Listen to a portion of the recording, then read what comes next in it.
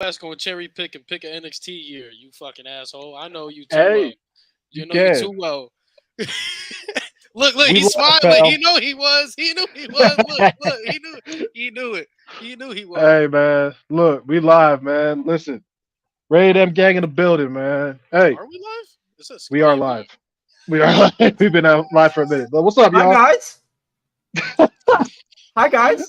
All right, buddy. Episode 35 of the Ray Them podcast, man. I'm excited for this one. We got a little bit of a packed show, man. We got our star ratings for Money in the Bank and Heat Wave, right? From there, we're gonna go into our best and worst years in WWE history. We're gonna talk about some good and bad shit about the whole course of that company's history, man. And then because it is his birthday, man, we got the roast of Cam. Hell yeah.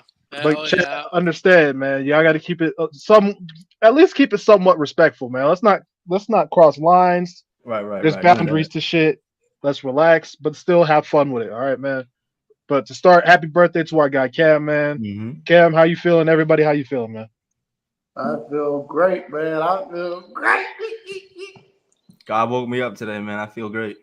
Yes, sir. Feel awesome, man. Osprey still sucks. Not Not too even on much, Cam's bro. Not birthday. too much, bro. You can't even give us one on Cam's birthday, bro. Give you what? Give him a little credit. What? I mean, you're gonna look good when you lose to MJF next week. Oh, Mike. So, I mean, Jesus Christ. Lewis, be on the Dynamite watch along next week. I can't handle any more camgasms. Listen, that's Oh, his. goodness gracious. Listen, listen. That's it. That's his day to glaze, bro. Nothing I could do. That's his day, bro. Man, hey, look at He's man. allowed his day. You feel me?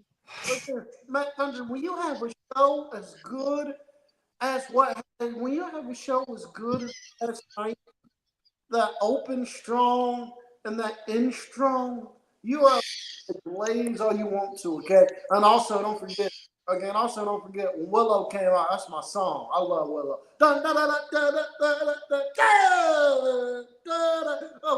my song right there. That's my song. I think we get the sign. I don't know. Cam got no. It's his birthday. Let's give him some leniency.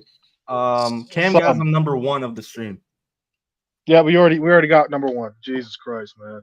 But let's get straight down to business, guys. Let's talk about our star ratings from each match from Money in the Bank and Heat Wave. Lewis, Yes, sir. I do take have it the away. spreadsheet right here because y'all know I am Excel certified and I like showing off. Yeah.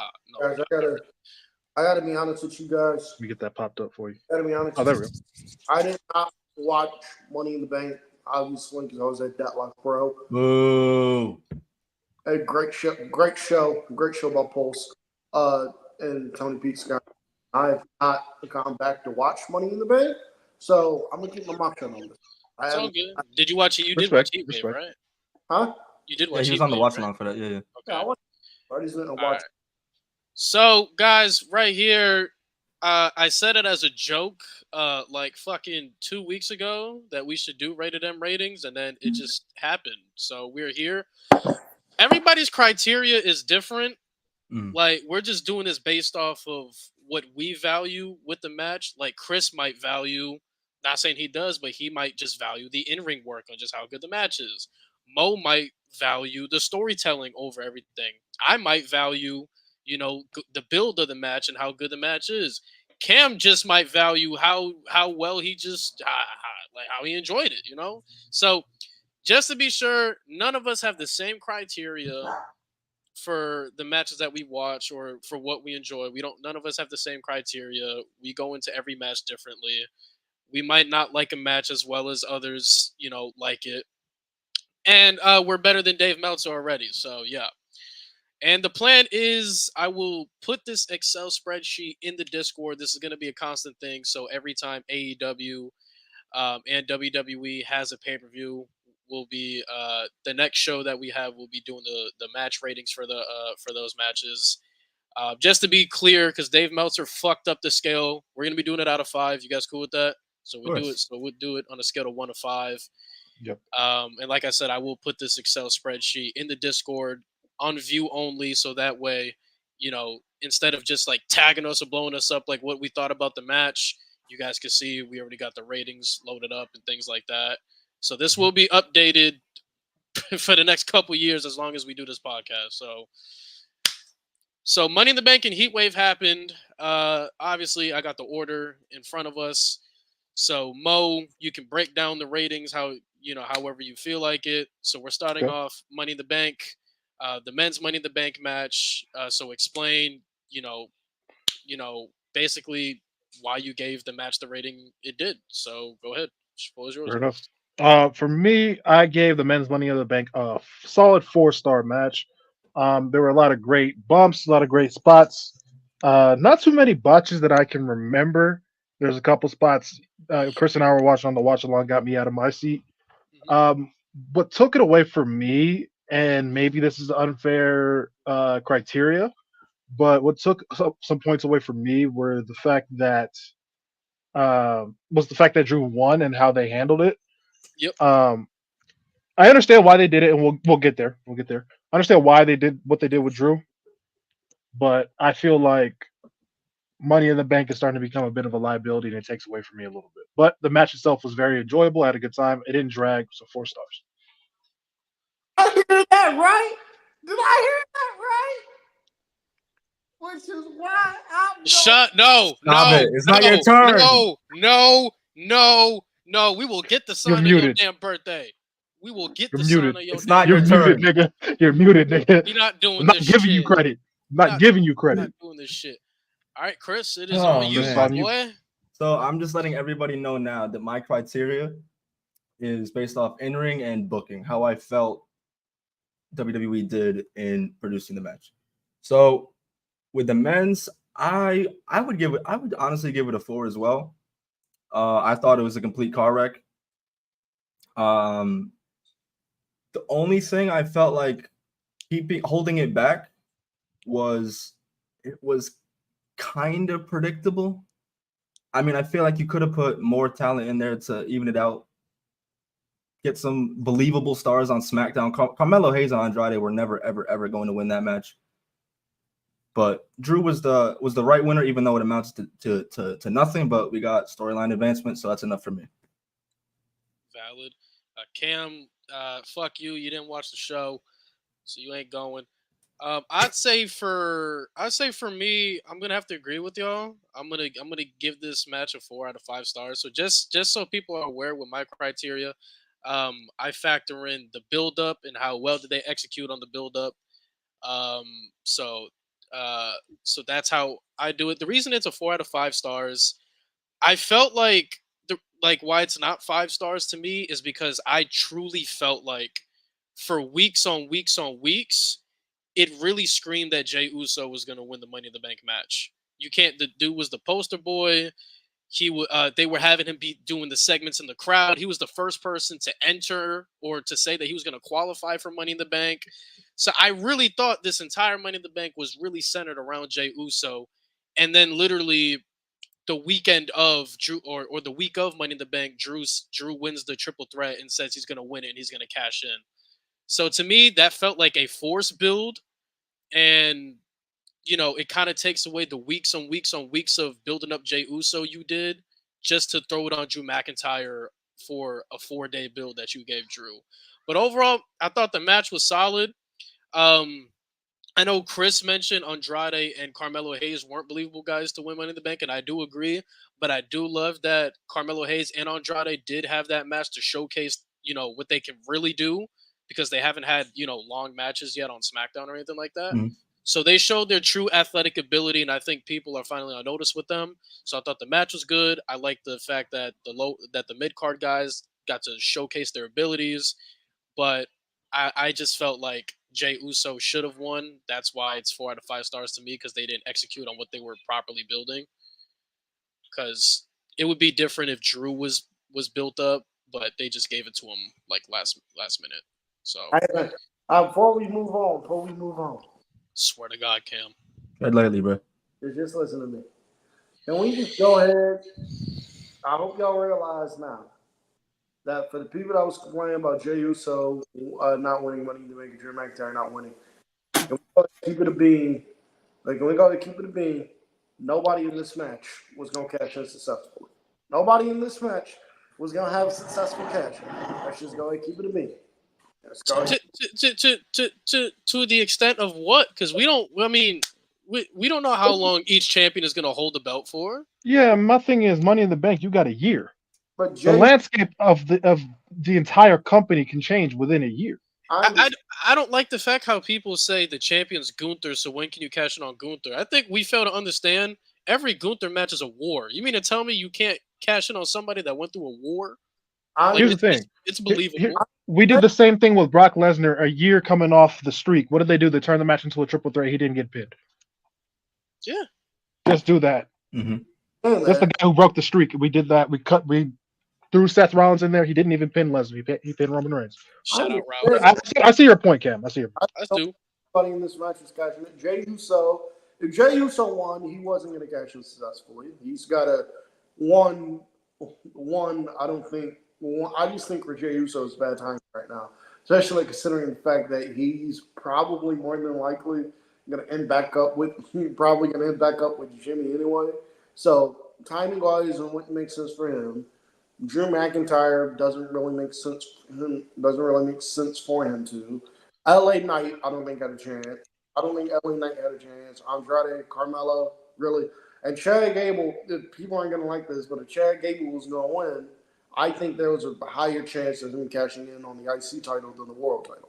I want that to happen. I'm just saying that's what I think was going to happen. Can't you say the same about Damian last year? A lot of people thought it was bad timing considering who was champions at that time, and they still somehow made it work. Yep. The landscape changed, and look, they were easy cashing. I think we forget how long 365 days is. Yeah, a lot changes in 52 different episodes of Monday Night Raw, man. I'm saying. You don't think it would have been a good story, hypothetically, not saying I would want it to happen, but you don't think it would be a good story if Jay turned on Cody and cashed in on his ass? I think that'd be an insane ass story. No, I don't think Jey Uso at this point is to go back being a heel. I just don't. I think it's too far gone. The yeet is way too over. Yeah, I don't think Jey Uso at this point in his career should go back to being a heel. Unless he pulls a Daniel Bryan and starts doing no yeet like Jimmy. Yeah. No yeet. Yeet. No. No. All right. So the next match, I feel like the three of us are gonna have really mixed opinions on this match. We're gonna have way different reviews. So we got Sami Zayn versus Braun Breaker for the Intercontinental Championship. Mo, take it away. Okay, so my feelings on this match, I'm going to go ahead and give it, I want to say a 3.5. Okay. Not my thing is the match for me never really got out of second gear. It felt a little bit slow at some points. And on top of that, what Doc's points for me is not just who won, but how they won. I value booking, and they booked Braun Breaker. I almost said Braun Strowman. Braun Breaker to be a killer these last couple of weeks. He literally killed Ricochet. In WWE lore, he killed Ricochet. Literally.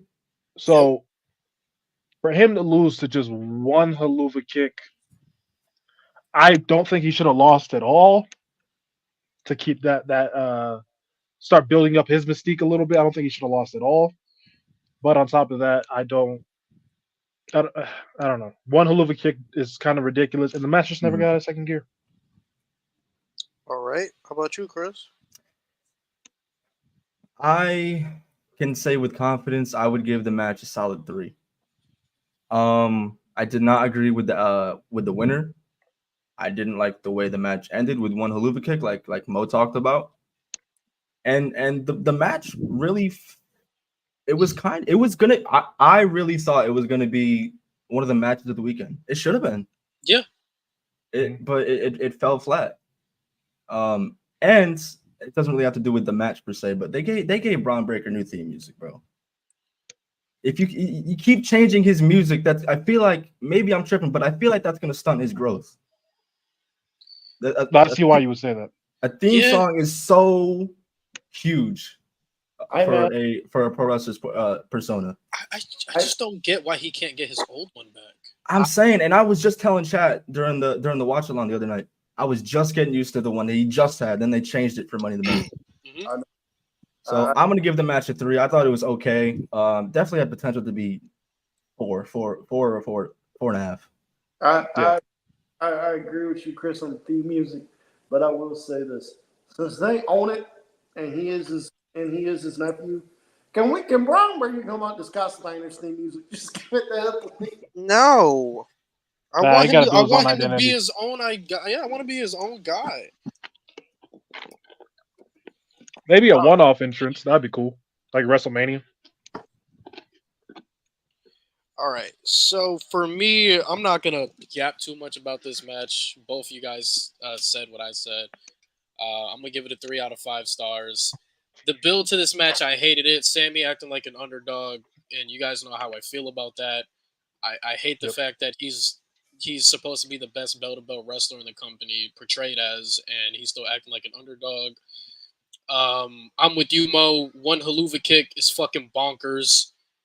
Not to mention he was whooping Sammy's ass throughout this entire build, so it makes no sense to me. Mm-hmm. And I'm with you, Chris. The fucking music, stupid, and it should have been one of the best matches of the weekend. But I'm not gonna yap too much. 3 out of 5 stars. I thought it was okay. So next match we have Damian Priest versus Seth Rollins, and then I put Drew McIntyre in parentheses because that's what it Yep. turned out to be in the later end for the World Heavyweight Championship. Mo, go ahead, bro. Okay, I have a lot to say about this match here. Um, so let's talk about before cash-in. Before the cash-in, Damian Priest and Seth Rollins were showcasing just how fucking great both of them are. Damian Priest deserves way more flowers than people want to give him. And Seth Rollins, we already know, is at this point we can just say it, one of the greatest of all time. Mm-hmm. And Seth Rollins looked like he had not been injured, literally tore up his entire knee. He looked like he was just 2015 Rollins almost. I'll say 2018 at least, right? But then we get the moment, which Lewis, I'll let you explain it because you explained it on the No Name podcast. I'll let you explain it here as well. We have the moment where Damian Priest did not kick out. That took me out of the match for a little bit because yes, accidents happen, things happen, it is pro wrestling, right? But I suspend my disbelief, so it took me out of it for a minute. So that hurt it a little bit, and then you have the cash in, which look, I want to make this loud and clear. I understand completely why they did what they did because they probably have the philosophy of okay, nobody's going to cash in successfully, like Cam was explaining earlier, and they have to add more heat. I'm going to get to that to CM Punk and Drew McIntyre. Mm-hmm. So him coming in and failing the cash in made perfect sense story wise. My thing is, you didn't need to add any more extra heat to that fucking rivalry. How many more times can we have CM Punk screw over Drew McIntyre before we get tired of it? I'm personally done with it. I don't want to see him screwing Drew McIntyre over again. 4 times now. How do you keep doing this? At this point, Drew McIntyre is the baby face of CM Punk is the heel. He really is at this point. Like, if they do a double turn, I wouldn't be surprised. But as a match, I'm gonna give it. I'm gonna say 3.75. I don't think it's as good as the men's Money in the Bank. Again, that 3 count, which it was, really took me out of it. The cash in made sense story wise, but and I wouldn't call it a waste of the contract, but because I get why they did it. But it says a lot about the necessity of the contract, which we can dive into later. Chris. I enjoyed this match. I'm gonna give it a 3.5. The botch at the end took me out too. Obviously, like Mo said, things happen. But I was on record a couple weeks ago saying if WWE goes ahead and has Damian win this match, that means he got the stamp of approval from them, so he gets the stamp of approval from me. Because I'm not gonna lie to you guys, I really every time he's had a world title match, I bet against him, and he's proven me wrong. I want to be proven wrong. I love that. But it also begs question, can Damian win on his own? Because even without the Judgment Day, he still had help. This is something I want to see less of with WWE. I don't know if this is because I know Vince McMahon did it a lot too, but trying to. That's all I got, man. It was a solid match, 3.5. Didn't really. After sitting on it for a couple days, I understood the whole Money in the Bank situation and Drew cashing in. I was tight in the moment, but after sitting on it, it's like we just had the Money in the Bank. We had Damian Priest running around with that shit for 9-10 months. I think we'll be cool for a little bit without it. Plus, we got Tiffy with it, so I can't complain. WWE, can we please stop? We're not announcing the fucking cash-ins. No, not that. I don't think he's talking about that. I'm not asking for that. Can we please stop, in particular with heel world champions? Can we please stop having them retain every title defense via interference or some BS fluky? Can we please stop that? Can we please stop it? Can we please stop that? As a viewer, how am I supposed to believe now that Damian Priest has a legitimate shot at beating Gunther when the man has not won a single one of his title defenses clean? He hasn't won them clean, and he has not won them clean. Can we please have heel champions back that win clean? It doesn't have to be every. I'm not saying do it for every pay-per-view. It doesn't have to be every pay-per-view. It doesn't have to be every title match. Can we please stop with every title match here? Here's a ref bump, and then here's a ref bump, and then here comes some interference. Oh, here comes the Judgment Day trying to get up. Oh, here comes somebody. Can we please stop that? Can we please stop it? Can we cut it out, please? Please. For me, I think it's okay, but thing is, we coming off a reign where Roman Reigns had it for 4. We had a heel champion for 4 years doing that every defense. So it's a lot more annoying because we keep seeing it, and now everybody's doing it. Connor, I agree with you in the chat. Priest should have beat Jey Uso clean. I agree with that. Let me see. What do I think about this match? Mo said it. He took the words out of my mouth. I mean, every single title defense, Damian Priest, to me, he's just leveled up in the ring. Like, he's been putting on really, really good matches. I wouldn't say the botch was really bad, but I wouldn't say it took me out of the match because the way Damian Priest landed, he landed on the base of his neck, and the base of your neck, your C1 is like the main support of your neck, and without that, like, you can't do shit. So when Priest landed on the base of his neck, probably messed up his C1 a little bit, and you can see him trying to touch his fingers to make sure he still has feeling because, probably fucked him up for a little bit, and he was like kind of paralyzed for a second. So I can kind of I can see how it took people out of the match, but I thought the overall match was cool.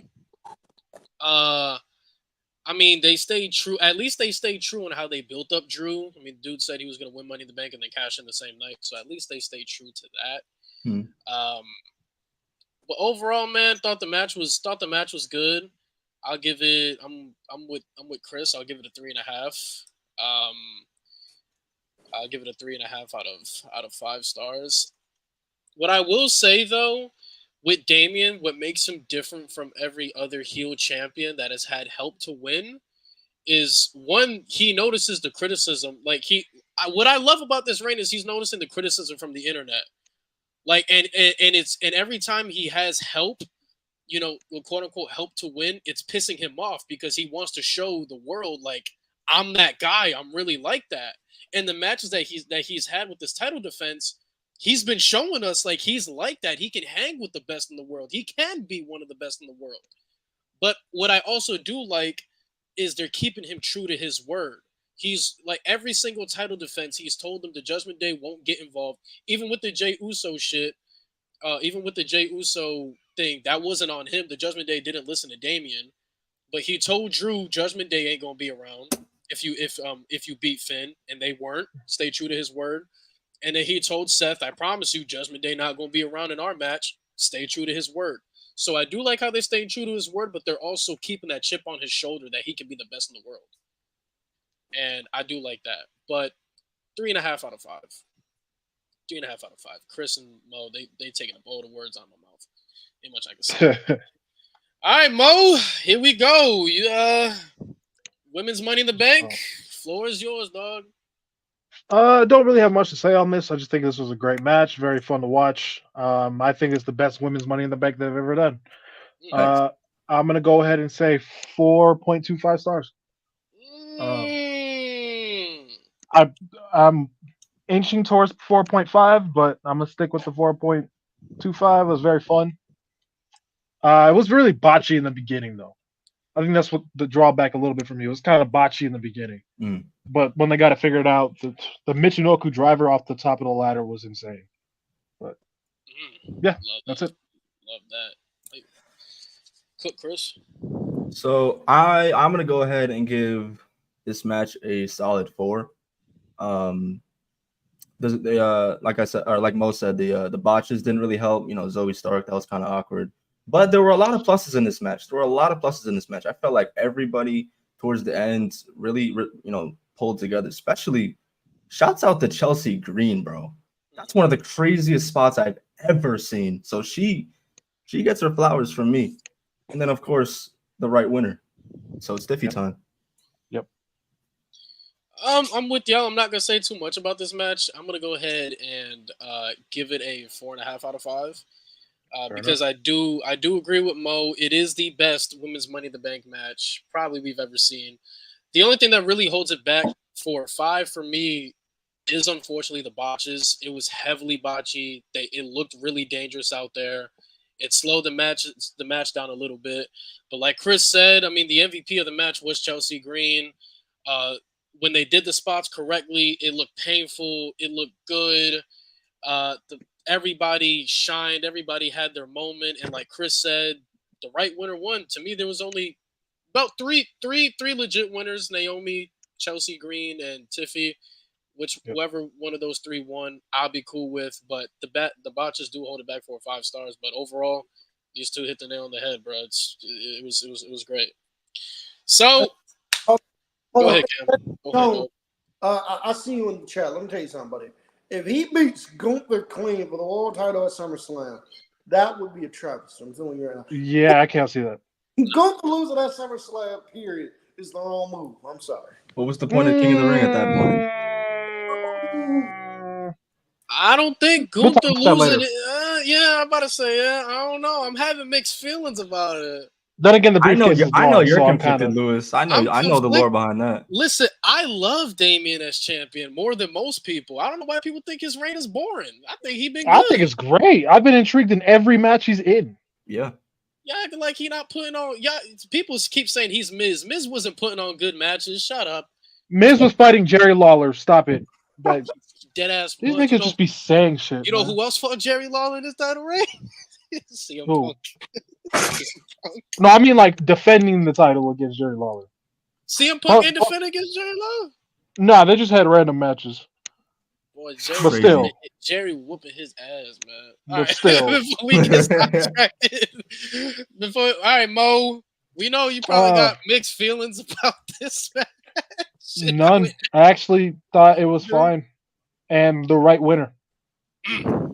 You don't do that bloodline segment the way you do it and have Solo lose. As much as I troll, the guy has done very, very good character work in the last couple of weeks. The match itself, it was pretty standard. I'm really sick and tired of the bloodline ref bumps. Every bloodline match has to have a fucking ref bump. But I'll probably give it the same rating as Priest, Rollins, and McIntyre, 3.75. Yeah, it's just a standard tag match. If this was a TV match, it would have been absolutely top tier. But like for a pay-per-view main event, don't think it should have main evented. But yeah. It's on you, Khris. All right. This match was all right. I'm gonna give it a 3. Oh, okay. Tonga Loa at the end with the low blow, but I don't know how you botch a low blow, but that shit was ridiculous. He hit Tama Tonga head, bro. Yo, he cussed his own brother. Jesus. I know some people, I don't know why, some people were upset that Jacob Fatu didn't really get a hell of a lot of time to do his thing. I'm like, Triple H isn't gonna let you, have all of it in one sitting, bro. Take it easy, bro. All right. It's like, chill out. Jacob Fatu, he still looks great, bro. Yo, real quick, before we continue, guys. What's up? We got 40 people, like a hell of a lot of people in here. We only got 10 likes. Get the likes up, man. Get us to 20 likes right now. Let's right go, now. Right now. Come on now. Not much love to everyone that's here. Go ahead, Lewis. Oh shit. Khris, do you have more to say? The only other thing I was gonna say was people were telling me that Cody was gonna take the pin, and you guys know how I feel about champions losing non-title matches. So I wasn't really with it at the time, but to further enhance the story, I understand it, so I can't hate it. Yeah. Valid. For me, I'm like Khris. I'll just give it a simple 3 out of 5 stars. They did what I wanted them to do. Showed how dominant Jacob Fatu can really be, but they showed a little bit of him. But I'm with Khris. Y'all don't deserve the full course meal yet. Gotta let it build up. And I like the ending. This does set up a clear cut opponent for Cody, and it finally makes Solo a legit threat, whether people like it or not. Pinning the champion always makes you a threat, and Solo is now a legit threat. Yep. So, now we'll know where we're going for SummerSlam. The Solo. The people. By the way, Solo Sikoa is not winning the WWE Championship. Thank you. Don't not happening. That into the air. Don't even put that into the air. Yeah, I don't even need to. I could put it in the air. It's still not happening. He's not winning. What you mean, bro? You don't believe in Goatlo, bro? Goatlo Sikoa, bro. All right, let's relax. Molo Sikoa. Molo Sikoa. I hate it here. Joking here.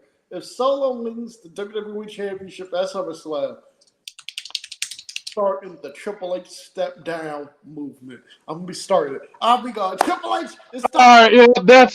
Get the sign. Get the sign at this point. Yeah, you're this fucked. How do you ruin your birthday shield? How do you do that? No. You had immunity the whole day and you still fucked it up. How do you do that? I don't understand.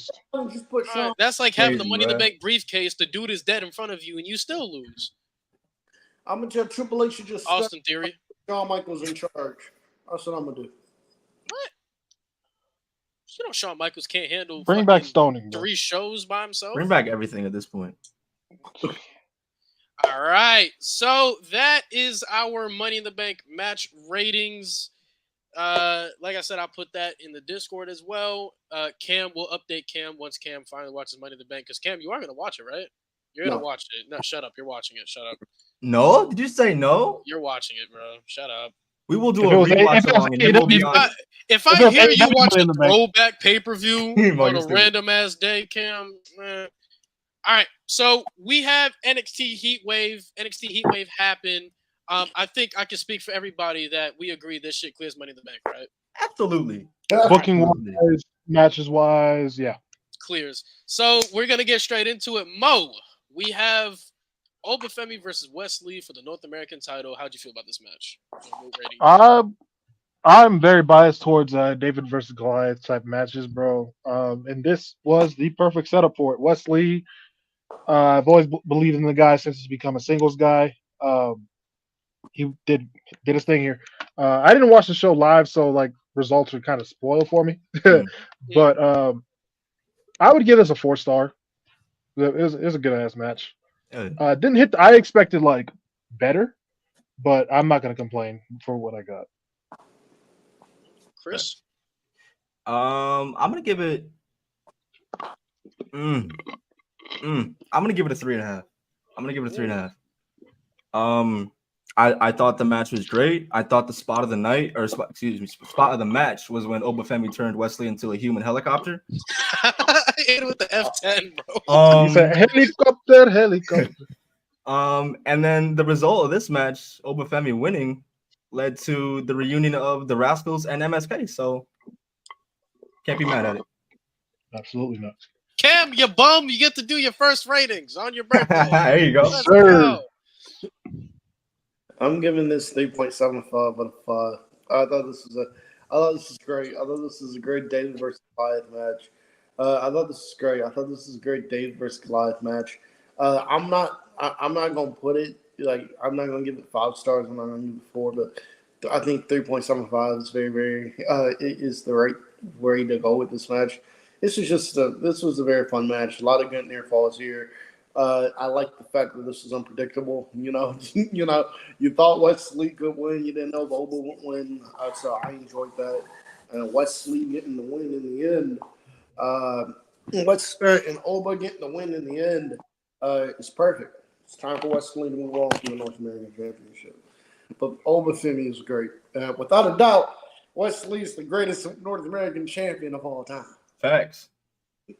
So, oh boy. I know when I get my rating, I got to do a complete explanation based on my criteria. For me, I'm going to go 5 out of 5, man. I'm going to do it. I'm going to give it the first 5 out of 5 stars rated okay. M ratings, man. The reason why I think it's a 5 out of 5, Mo explained it perfectly with the David versus Goliath. The whole story was Oba Femi. Oba Femi is shit talker. Let's not throw Oba Femi is shit talker. He's looked at Wesley. I respect you, and I respect everything you overcome, but I'm a completely different beast. I can take your best shots, and you can't beat me. I'm on a different level. You can't fuck with me. And that's the story that Oba and Wes was telling. That Wes has made a career out of defying the odds and overcoming every single obstacle.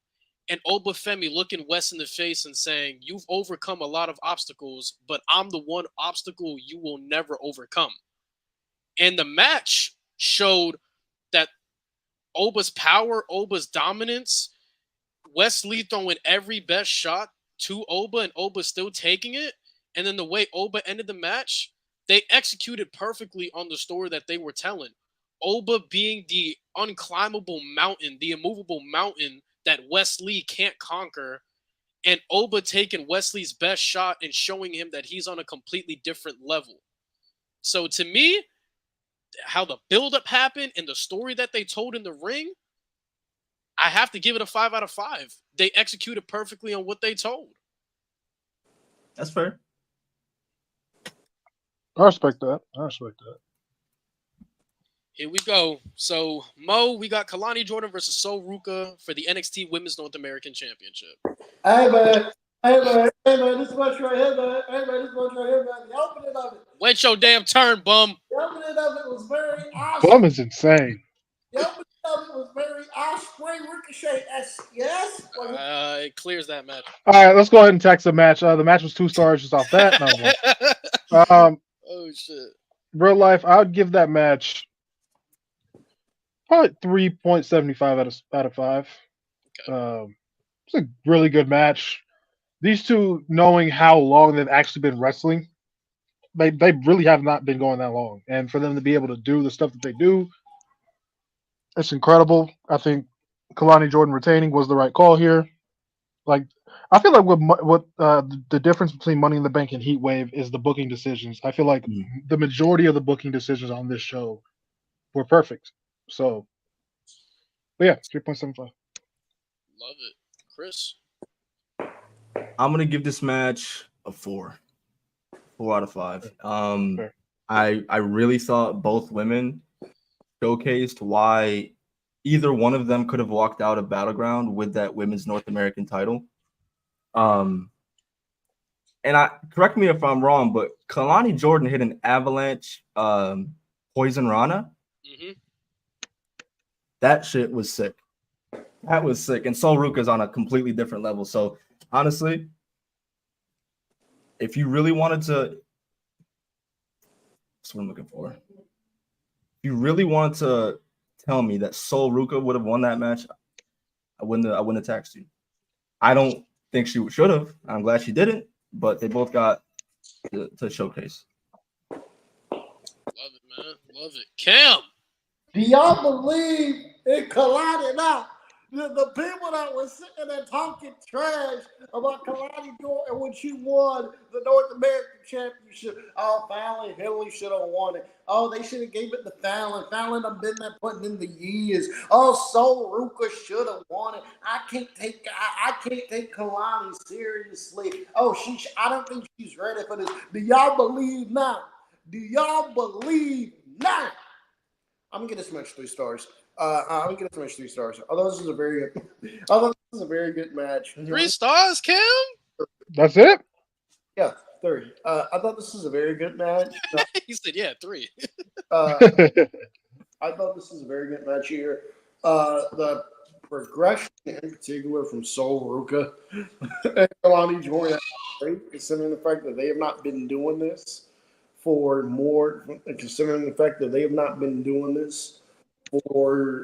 more than 2 or 3 years.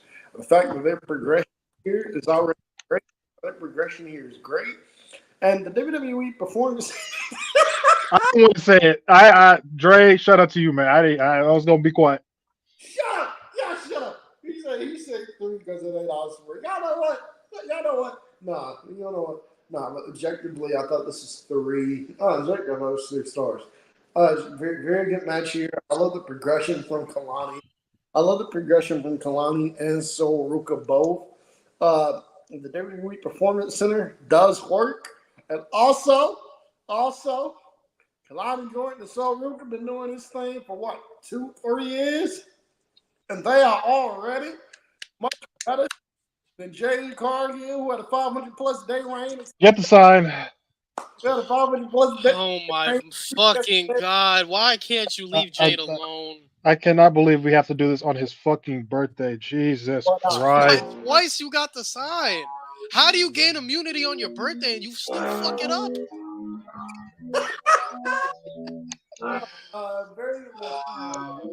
I even brought out the OG Cena for you, bro. That's what you do to me. And I was gonna slander Ospreay less. Now I'm gonna slander him more. This is a very good match here between Kalani Jordan and Sol Ruka. Very good match. Chat, we need a sign of Khris. We just need a shirt of Khris just holding up the sign. You feel me? We need merch. This channel needs merch. We're gonna make it happen. Hell yeah. For me, I'm gonna agree with Khris. I'm gonna give this a 4 out of 5 stars, man. If you showed anybody this match, any casual this match, you couldn't tell how long Kalani Jordan and Sol Ruka have been wrestling. Yeah, these women were doing some of the most athletic shit I've ever, forget gender, that I've seen in a WWE ring. Like, they were doing some 450 clothesline. Ridiculous. These women were tearing the house down. The only reason I'm not giving it a 5, or at least consider it a 4.5 out of 5, is because when they were building up to the big spots, they were really slowing it down, and it was really noticeable what they were trying to do. So that's why, like the Avalanche Poison Rana, like they did it slow. They put her in the electric chair. Then, it was kind of like they were taking their time, which is good, be safe. But it was very noticeable when they were really starting to get into the big spots of the match, what they were trying to do. But overall, these women are fucking amazing. Bro. Speaking of what you just said, that's why I kind of sometimes enjoy NXT more than the main roster, because I know it's developmental. Mm-hmm. So it's a lot easier to watch and it's a lot easier to enjoy, because I like seeing people get better at what they do. Yeah. Like, no matter what field it is, it could be hoops, it could be YouTubers. Like, I like watching YouTubers progress and get better. Like, with wrestling. With NXT, it's a lot easier for me to enjoy, especially just watching the man. Because with NXT, I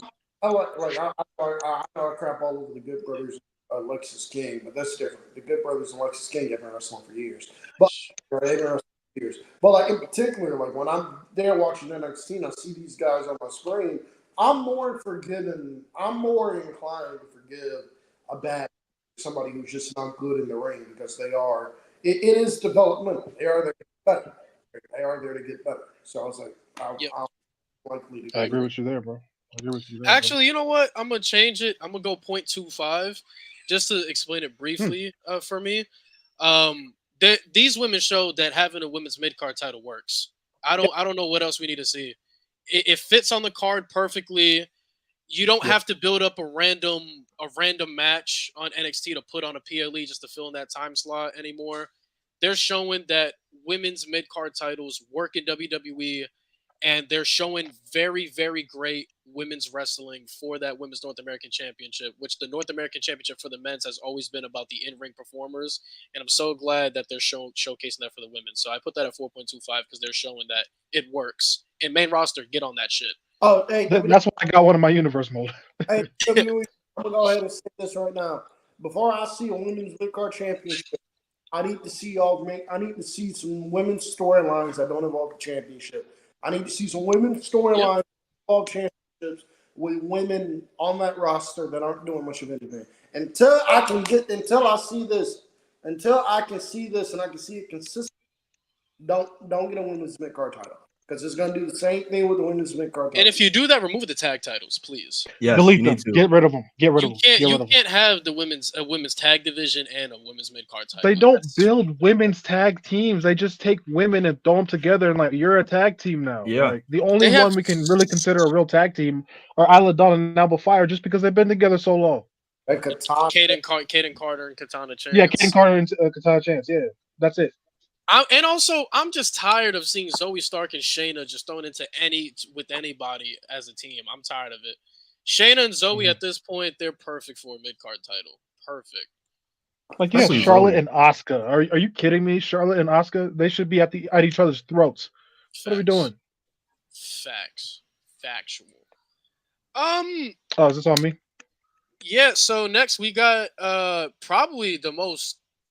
I don't think a lot of people even really looking forward to this match. This match surprised a lot of people, which was Nathan Frazier and Axiom versus Chase U for the NXT Tag Team titles. Go ahead, Mo. For me, I'm gonna give this match 4.25.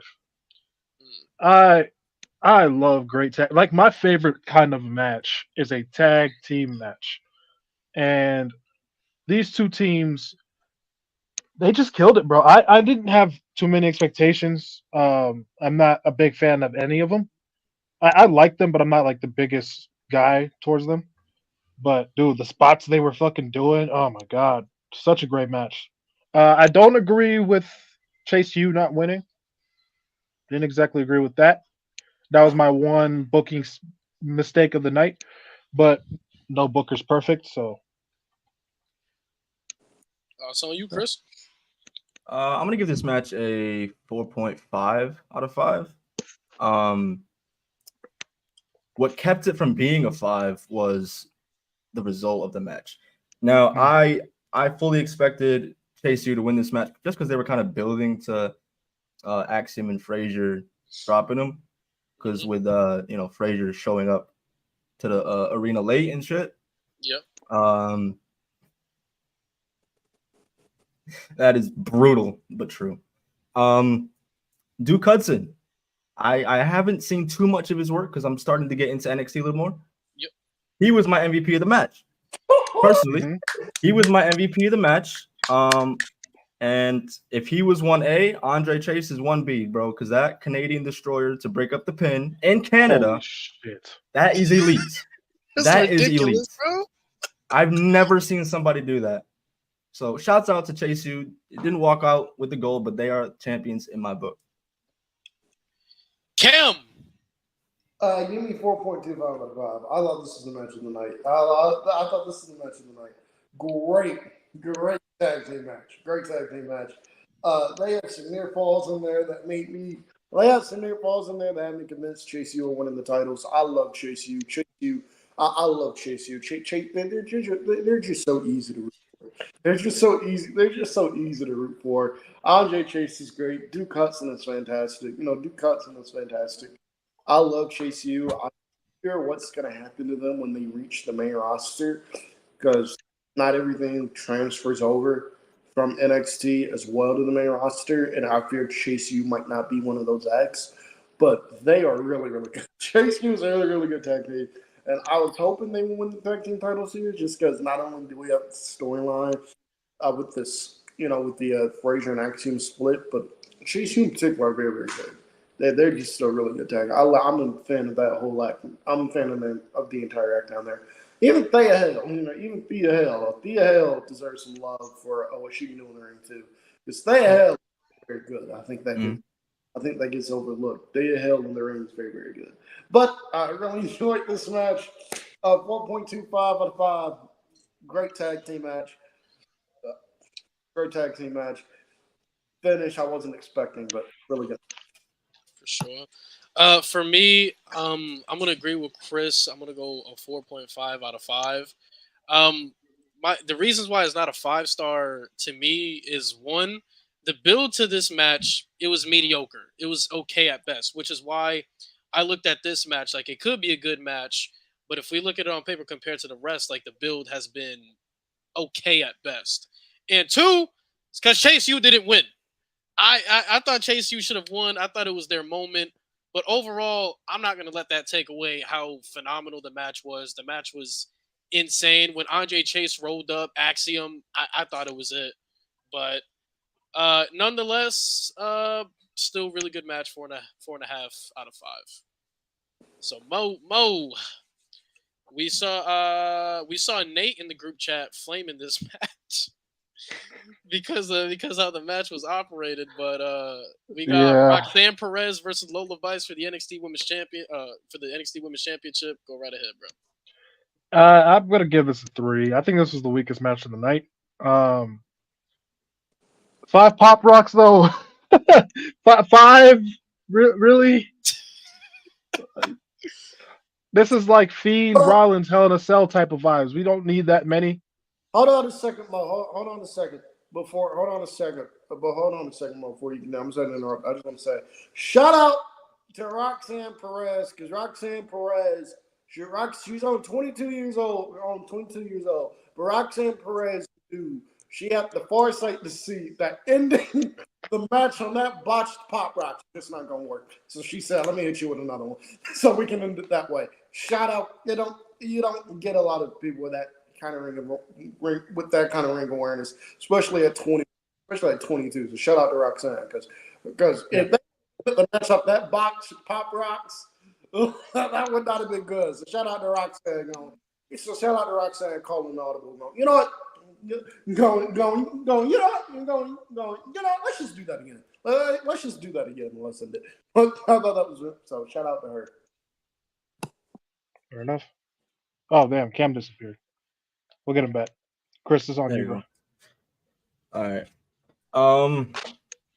I'm gonna give this match, and I agree with Mo. This is the weakest match of the night. I'm gonna give this a 2.5. I mean, this match, I gotta be real with you guys. It didn't move me. It didn't do too much. The builds I wasn't really rocking with. The go home promo that they had on NXT leading into the show, I felt like pulling the mother card is kind of cringe. And what we saw proceeding and following that on different shows didn't really work out for them either. So Roxanne Perez is cool. Lola Vice, she aight, but match didn't do much for me. She's fine as hell. What? Never mind. Oh boy, Cam. Yeah, Teddy Graham. 2.5. I thought Cam was gonna give a crazy rating. Like it was like a 2. Like a 2. Like a 2.67 out of 5. I would have been like, nigga, cut your mic. You said 2.5, Cam. 2.5. Yeah, 2.5. I thought it was the weakest match in the entire show. Lola Vice, she is getting a lot better, but Lola Vice is getting a lot better, but I just don't think she's there yet. But I just don't think she's there yet. That's okay. That's what NXT's for. But it was clearly on Roxanne Perez to do, to carry the majority of this match here. And Roxanne Perez can do that. I thought this match was good, and I thought this match was good for what it needed to do. Because give Roxanne an easy title defense on pay-per-view because Lola Vice is not winning. And now the only question is, Julia, when are you clear? Because Roxanne She's cleared. Okay. Ooh, all right. Your days are numbered. SummerSlam weekend, I'm assuming.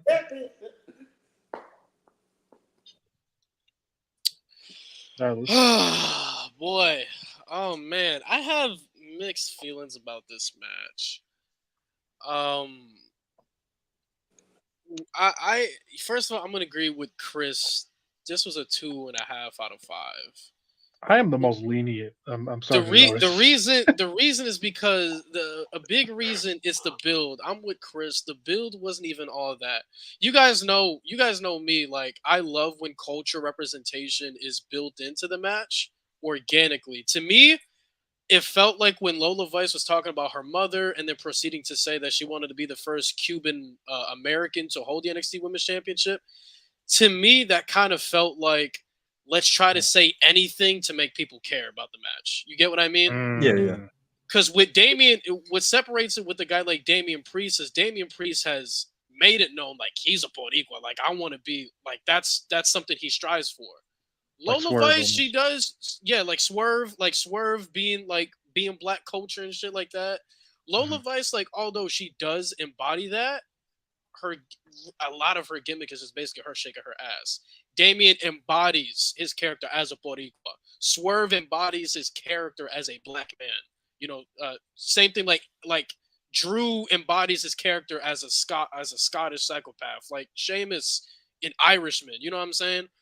To me, so that's where the build fell flat to me, is they try to say anything to make people care about the match. And Mo, a big reason why the match fell flat to me, you said it, 5 pop rocks. Come on, man. That's like Roman taking 7 F5s. It's like, okay, let's like what are we doing here, dog? We'll talk about that later. We'll talk about that later. We'll talk about it later. That's how I feel, dog. Like, come on, man. Like, we didn't have to do that. But Khris, you said everything I wanted to say, bro. So great job on that. Yes, sir. Mo, here we go. So we have the Fatal 4-Way, the main event. Trick Williams versus Javon Evans versus Ethan Page versus Shawn Spears in the Fatal 4-Way for the NXT Championship. Mo, how are we feeling, my boy? I'm gonna call this one a 4.25 as well, 4.25. Javon Evans is a fucking superstar. If he just gets better on the mic, he's not bad at all, but if he just gets a little bit better, especially at his age, bro, I don't see how he's not like one of WWE's like top stars in the next 15 years, bro. He's a top prospect for sure, dude. I'm trying to tell you. I've been telling y'all for years. Shout out Jay Malachi, dog. He's only 20, bro. Only 20. Just turned 20, bro. Just turned 20. The dude has like 20 years to be the man.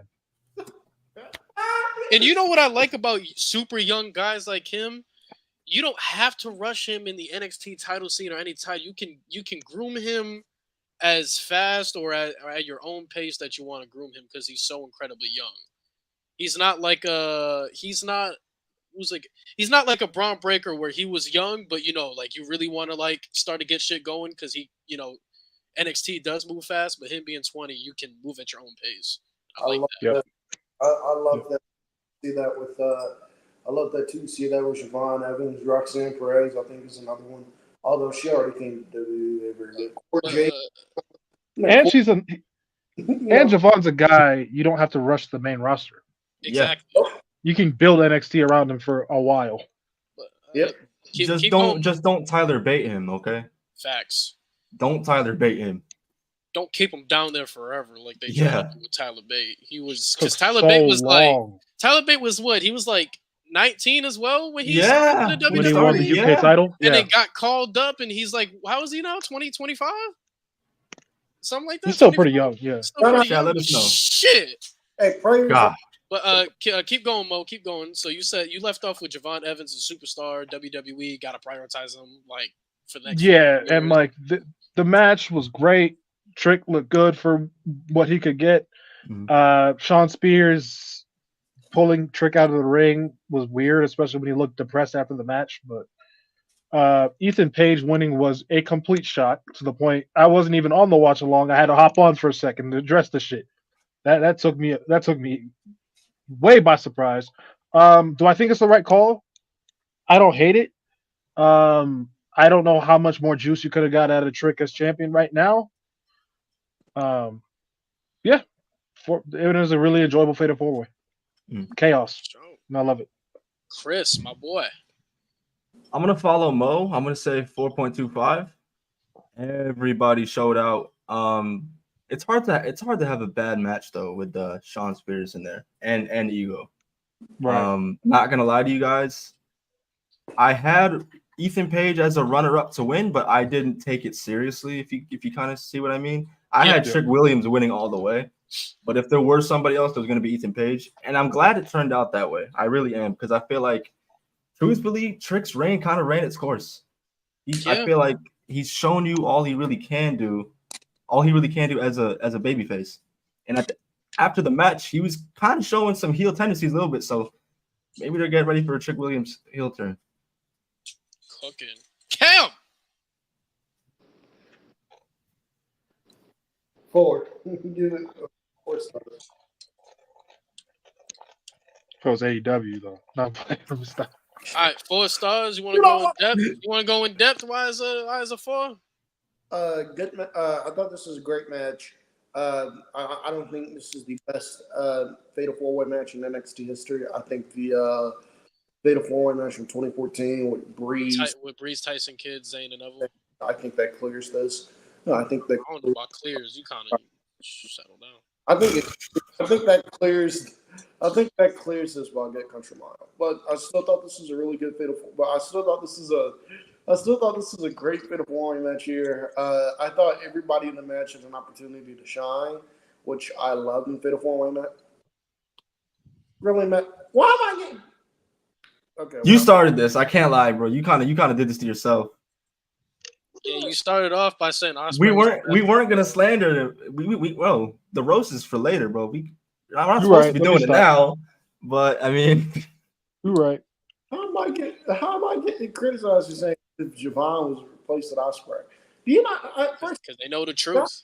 Ospreay glazer. I'm a Javon Evans glazer. Okay, I've been glazing that man for 2 years. Okay, I've been glazing that man for 2 years. You've been glazing him since he's a minor. Mo, stop it.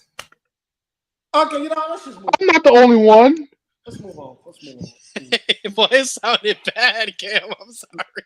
I have been singing Javon Evans' praises for 2 years.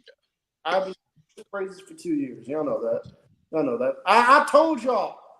Javon Evans debuted on the next. I told y'all. I said he liked that. So I've been watching him for 2 years. He liked that. So this has nothing to do with me going. So it has nothing to do with bias. I just thought this was a great match, great 4-way match. I just didn't think it was great. I thought it was really good. I just didn't think it was a match of the year contender. I didn't think it was great. I thought it was a really good match, though. I thought everybody in the match had an opportunity to shine. I thought everybody in this match had an opportunity to shine. Javon Evans, I thought, was the star of this match here. Javon Evans showed that Javon Evans showed in this match that the man is a player. But he showed that he is a player. You're going to be seeing him in a lot more NXT main events, I fully believe, and because he is really that good. Javon Evans is incredible. It was a very good match, and I love the finish. I love the callback to the Backlash 2007 finish. It's one of my favorite match finishes ever. That Backlash 07 4-way match, great match. In my opinion, that Backlash Fatal 4-way match from 07, that is the best Fatal 4-way match WWE's ever done. And I thought the finish of that. And I thought the finish of that match was great. Where Shawn Michaels super kicks John Cena right on the Randy Orton before Shawn can even realize what happened. Cena retains, and Cena's so knocked out of it. Cena doesn't even realize he's still WWE.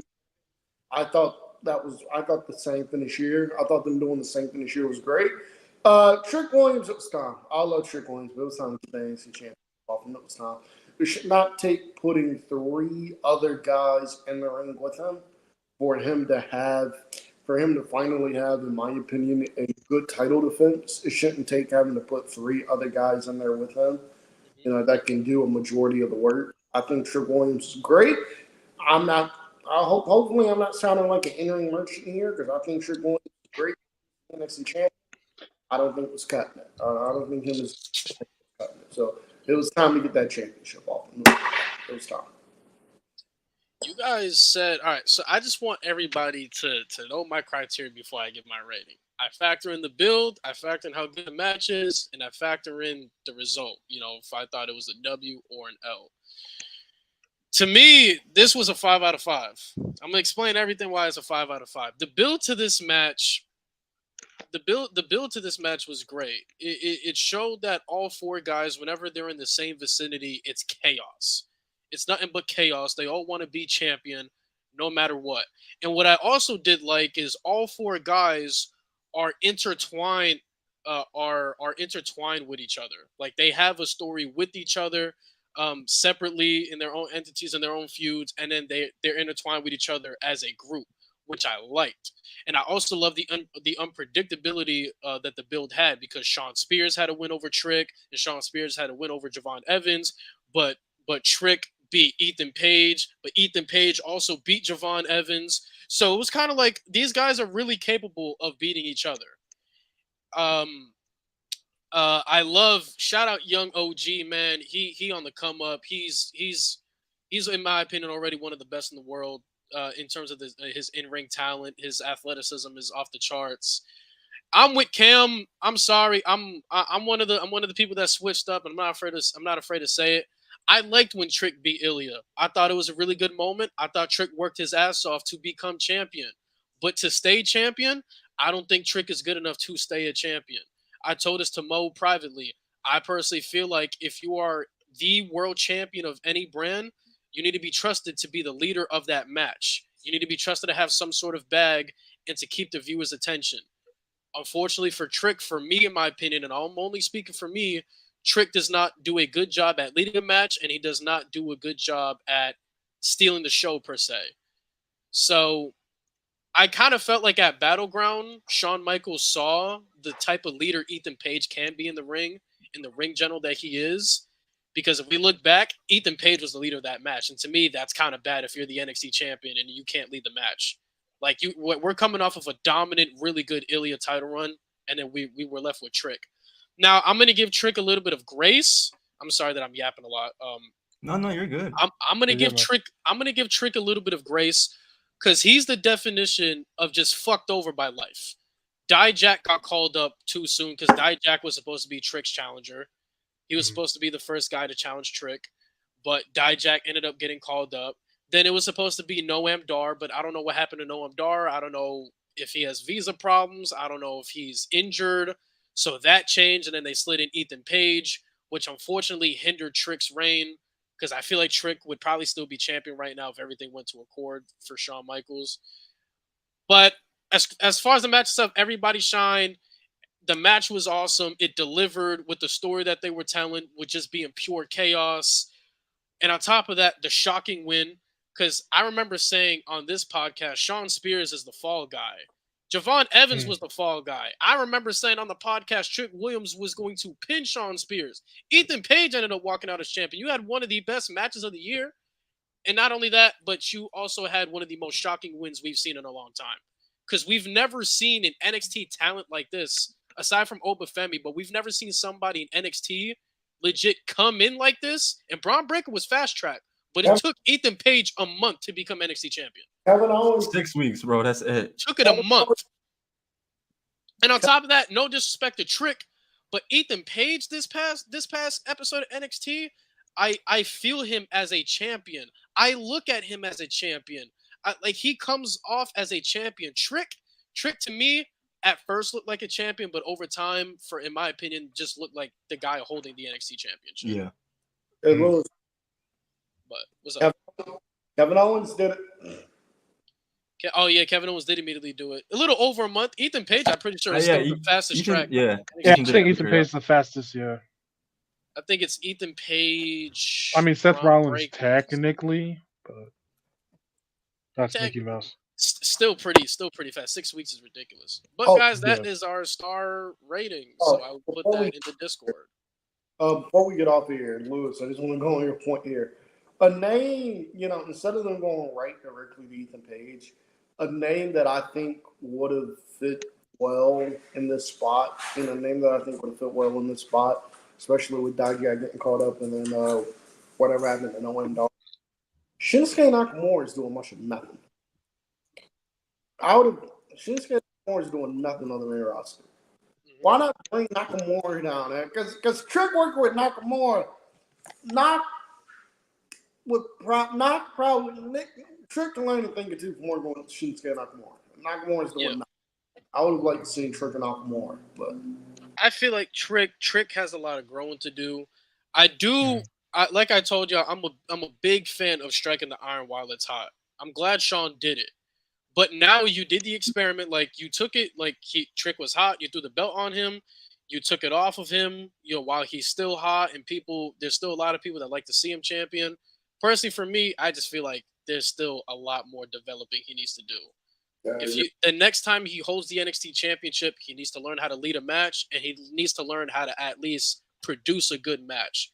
Because we were fooled a little bit. If you're in feuds with Braun Breaker, if you're in feuds with Ilya, if you're in feuds with Melo, they're gonna make you look good.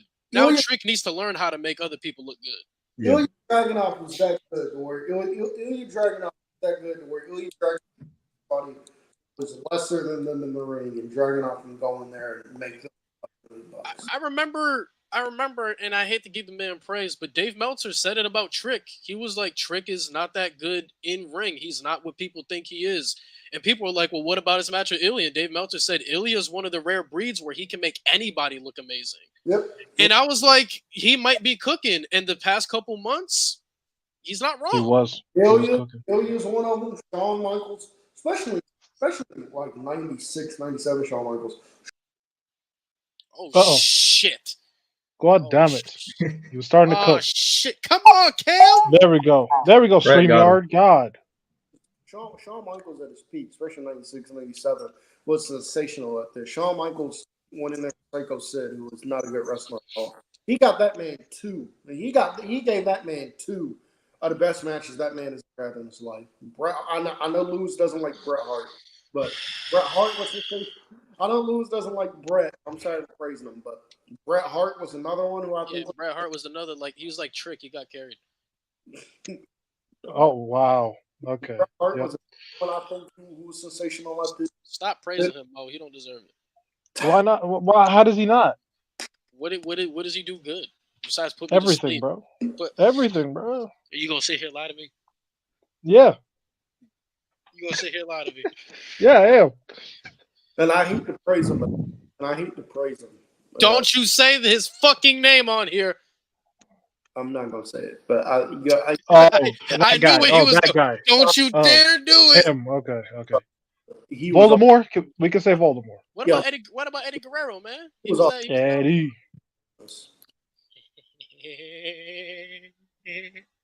I mean, there's another guy. Did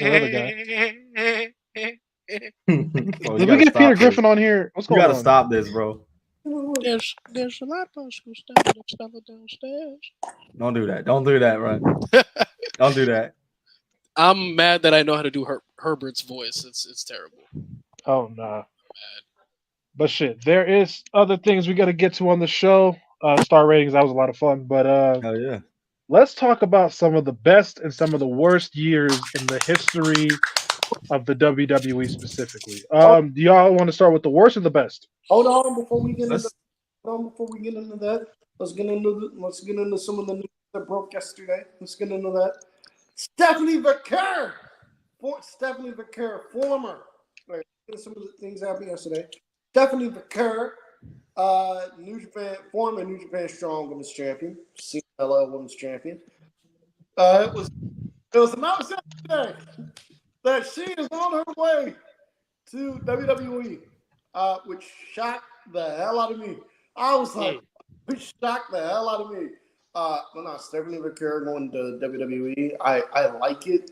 I like it. She has a lot of potential to be that really nice big lightning star they've been looking for really since Rey Mysterio retired. They have not.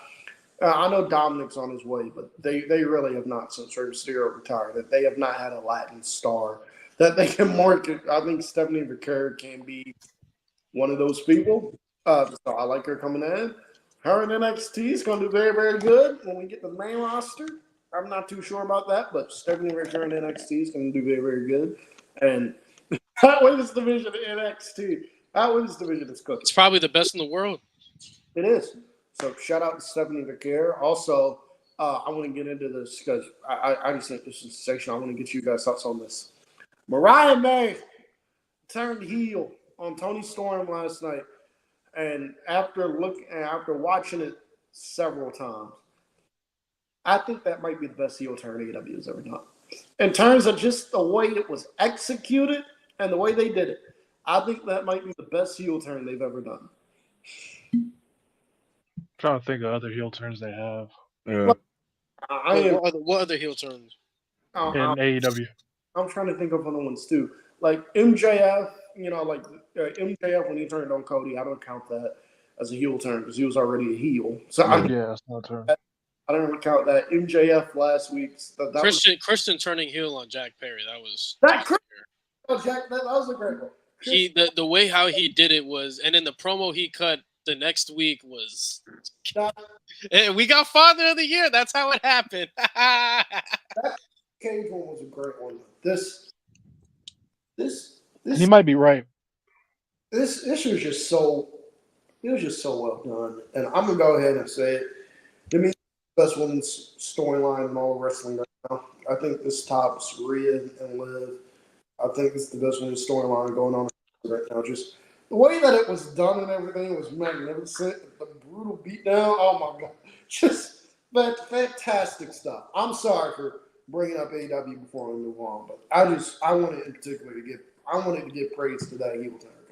That angle, it was very good. That angle with Storm last night was excellent. That is how you do it. That was excellent. Louis, what did you say about Liv and how she had to? Do you want me to cook right now? I think I've got. Go ahead, bro. All right. Go ahead, bro. I think Liv Morgan fans, I'm standing on business. I try to give her grace, but I still think she's a fraud. I still think she's mid. The girl had to be sexualized for her to finally have an interesting character, and now we're at the peak of the storyline, and I'm more invested on how the fuck Rhea's gonna kick Dom's ass more than I am just Liv in the storyline in general. In my opinion, I think Liv's part is done in the story until Rhea says, "Bitch, I want my title back." I'm more invested. I will say though, Liv did do a good job. She did a similar job what Solo's doing right now. You made me want Rhea back. Did a great job. Flirting with Dom, which is cool. But now that Rhea's back, you're the third most important person in this story, and you so happen to be our women's world champion. Sorry. You had to be sexualized to be interesting. I know people are going to make the argument that Rhea sexualized, but Rhea was way more interesting than Liv ever was without being sexualized. So let's not do that. But that's how I feel. I'm sorry. I see through the bullshit. Liv, you had a good run, but now that Rhea's back, you're a fraud. I'm sorry. Take the belt off her. Are we so sure to assume that she's going to lose so soon? She should. I don't think she's a good champion. I think she's benefited from a good story that has helped her stay champion. I feel like Rhea being out. I feel like Rhea being out for as long as she's been out. Who's really built up to really take the belt off of Liv? They didn't really build any main event talent up. Like they threw Zelina Vega, and that's it. That's it. Liv Morgan only got the championship because Rhea Ripley got hurt unexpectedly, and Becky Lynch is taking a break. That is the only reason why they put that championship on Liv. They didn't have any other option. If Becky was not on vacation, I think Becky would be the women's champion right now. I mean, Matt Leeds in the chat took the words out of my mouth. I think Dom does Rhea dirty at SummerSlam and Liv, and that's how Liv retains. Hey, I'm just saying it would make the story a hell of a lot more interesting. Fair. And it would definitely cement Rhea as a babyface. Yeah. She is, but and then when she gets it back, it'll be that much better. Yep. Also, Lewis, I got some good news for you. Jamie Hayter's on her way back. About fucking time, bro. I was getting a little worried. Support the fight for Jamie Hayter's on her way back. Matches. Y'all want to know who the female Gunther is? It's my baby, Jamie Hayter. How you doing, man? Storylines and matches have been pitched for her return. So she's on her way back. Thank God. Chris, y'all know how I say Ilya and Gunther are wrestlers, bro?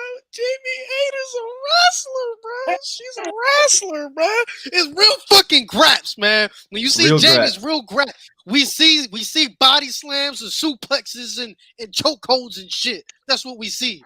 Jamie Hayter. Ah! Let's go. Man just keeps Sorry. yeeting on himself. Good lord. But why do y'all do this to me? What's I going don't on? blame you. Jamie Why do Hayter's y'all- fucking great. So, and why that y'all women's do- division is gonna get a huge boost getting her back. So, AEW's women's division is finally getting hot at the right time. All In is right around the corner. Mariah, And now you're getting back your big star women. Now you got Britt Baker back, potentially Jamie Hayter. Mariah May is probably top 3 most over fucking women on the planet right now because of that turn. It's crazy. great. Now, can you take Athena away from Ring of Honor? Please. Thank you. Please. dude, at that point, they're the most goated women's division I've probably ever seen, bro. Super Saiyan But, Yeet. I'm getting tired of y'all. Don't do that. What Y'all the fuck? stupid. But What yeah, the let's hop into the namesake of this video, man. Best and worst years in WWE history. Where do you guys want to hop to? Where do you guys want to do best or worst? Let's Let's start with the worst so we can end on a good note. All right. I'm not gonna start. Y'all know the obvious year for me. The worst year WWE television is 2019. That is the worst. Yeah, that is the obvious one. That is the worst year. Absolutely, bruh. Oh my god, it's so bad. No sense Like, and when you think about it, that was bad. Just like the first half, not even half, the first 3 months of 2019 weren't awful. Right. I feel like Raw was like riding on the fact that Roman Reigns came back from his leukemia, which thank God. SmackDown was actually pretty good. But then WrestleMania 35 came and went, and just from there, the dip in quality was drastic. And what it is that stupid ass wild card rule. that wild card rule had a lot to do with it. And I still do not understand how Raw had Paul Heyman writing the show, and it was still just insufferable to sit through. Oh my god. Fucking garbage is what I it think was. Paul Heyman, truthfully, was just the fall guy. Yeah. Ain't no but way he was Bischoff booking those shows. and Paul Heyman in front. I think Vince did that to deflect everyone to hate on them instead of actually, taking the blame for the bullshit that he's putting on television. Bro. Exactly.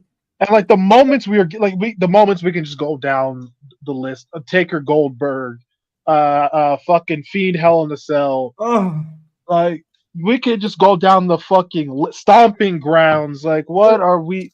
2 out of 3 falls matches. 2 out of 3 falls took me out, bro. Just I for don't the know how sake I of kept 2 out of 3 watching. falls. Like I don't why are we doing this? I think back as a lesbian.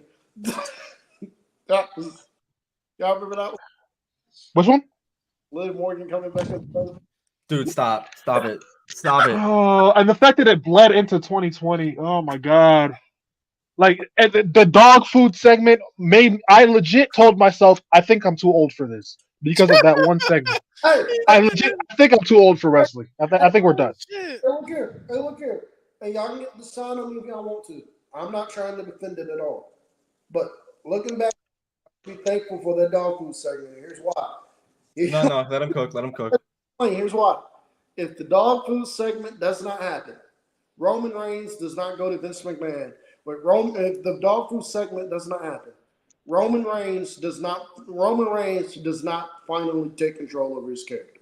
To where when the pandemic happened, Roman Reigns goes. When the pandemic happened, Roman Reigns takes a break, and Roman tells Vince, "You want me to come back? Turn me heel. If I'm not going heel, I'm not coming back. Y'all are never put me in a position. Y'all are never putting me in a position to where we're doing dog food on television again. If you want That me was so stupid. Oh my god. turn me heel. If you want me to come back, turn me heel. I'm never. I'm retired. Oh my god, bro. Devin Like Anderson. the fake dog. Like what the fuck are we doing? That was ridiculous. The Trash. fake dog. Why are we Shorty G? Oh Like my god. oh my. Oh, The way how they buried Monday Night, the way how they buried SmackDown in that Survivor Series. Yeah, they didn't get a single win. Yeah. They did the same thing in 2018, which we can get to in a second. SmackDown. The Roman Reigns, when they this was actually, it started well. The Roman Reigns mystery of who attacked him and who like put the thing on him. Yeah. Bro, at first I was like, holy shit, an actual intriguing storyline. Great. But then it turned out to be fucking Eric Rowan of all people, and we're like, why am I supposed to care about this? With that goddamn cage, bro. Scope, are you Ultra? Is this Ultra's burner account? Because you sounding like Ultra right now, buddy. Is this your burner account, Ultra? He trolling. He said Bryan in 2019 and Kofi Mania was the only two good things. Okay. He's probably just trolling. He trolling. But man, 2019 was awful. I mean, it kind of bled into 2020 as well. A lot of it. Like Raw and SmackDown were still very much. When SmackDown went to Fox, it got worse. I thought it was gonna get better. Me too. I thought this was the turning point, but and then Cain Velasquez. Kofi getting bro. One fucking time. One moment I will never forget from being on the No Name Wrestling podcast is the moment where Lewis and G Baby realized that the Kofi squash happened 2 days before the Hell in a Cell pay-per-view. What the faces these two dudes had was fucking comedy. We knew we lost that round. It was over. We knew we lost that round. That was because we were doing a debate show, and what was it? Hell in a Cell 2019 was worse, or Cena bearing the Nexus? Yeah, that was the discussion. We knew we lost that round. We were like, shit. We were like, fuck it, yeah, y'all might as well. And nothing's funnier than the question you asked us: who was the worst WWE champion in the past 15 years? And like we said, Rey Mysterio, but nothing's funnier than Malik said, "Fuck this, I can't defend this anymore," and he switches to our side to play Rey Mysterio. That's what I gave him the win. I was like, it was so bad. Malik switched sides. Yeah, Malik switched sides, bro. He couldn't. He said, "I can't defend this shit no more." No, Cam, we're not doing this again. Worst babyface ever. At least Randy Orton had the decency. You call yourself a Cena fan. At least Randy Orton had the decency. At least Randy Orton. We're not doing that bullshit, boy. Oh my god! Don't hit on my goat, bro. At least Orton had the decency. We're not slandering Cena this week. No, not ever again. Christian Cage.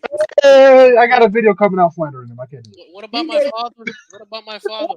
Orton had the class to give Christian 2 days. I don't give a fuck.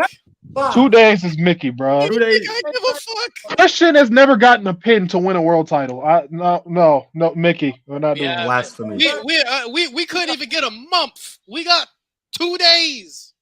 Couldn't even get a month. Not even a full week. We couldn't even get a month. Had the decency though to Our give 2 title reigns combined for a month. At least Orton had the decency though to give Christian 2 days. You might as well just not give me the world title. I'll tell them that. I swear to God, I'd rather not. Give it to me. I'll win the Intercontinental Championship 3 more times if I had. Facts. Like no. I'm good. Well, we still regard Piper high without a world title. All right, cool. I'll be in that same realm. I'll be in that realm. I'm cool with it.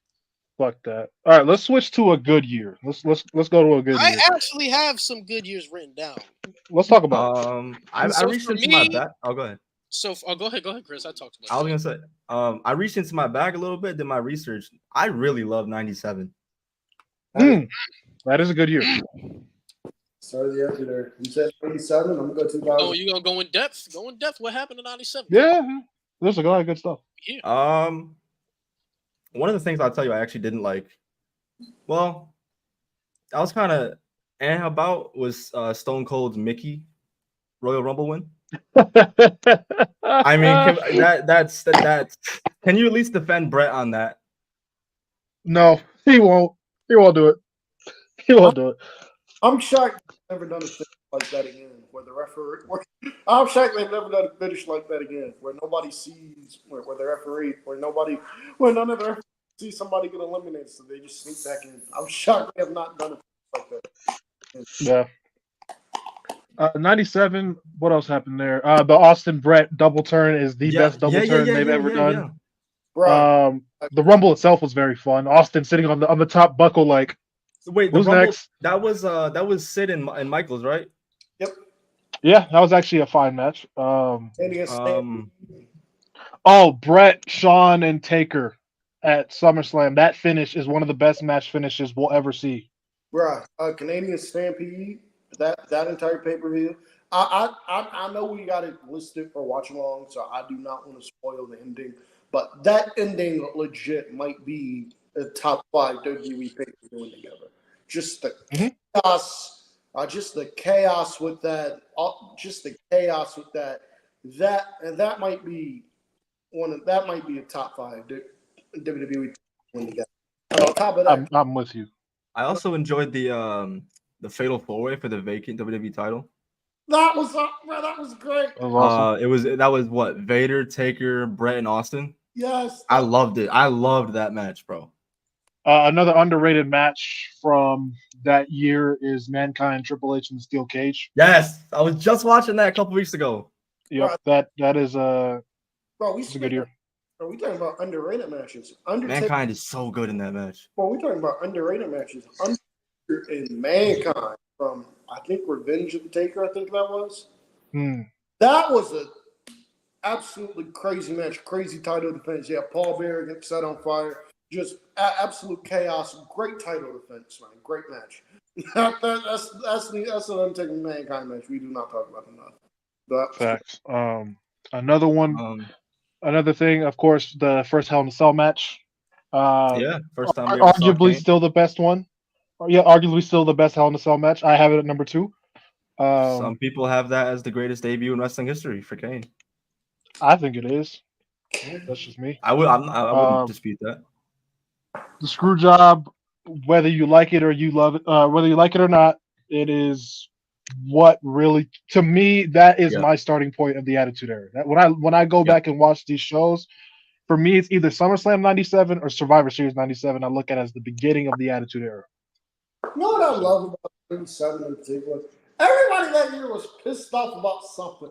Everybody that year was pissed off about something. Undertaker was pissed off. Brett was pissed off. Austin was pissed off. Everybody was pissed off that year about something.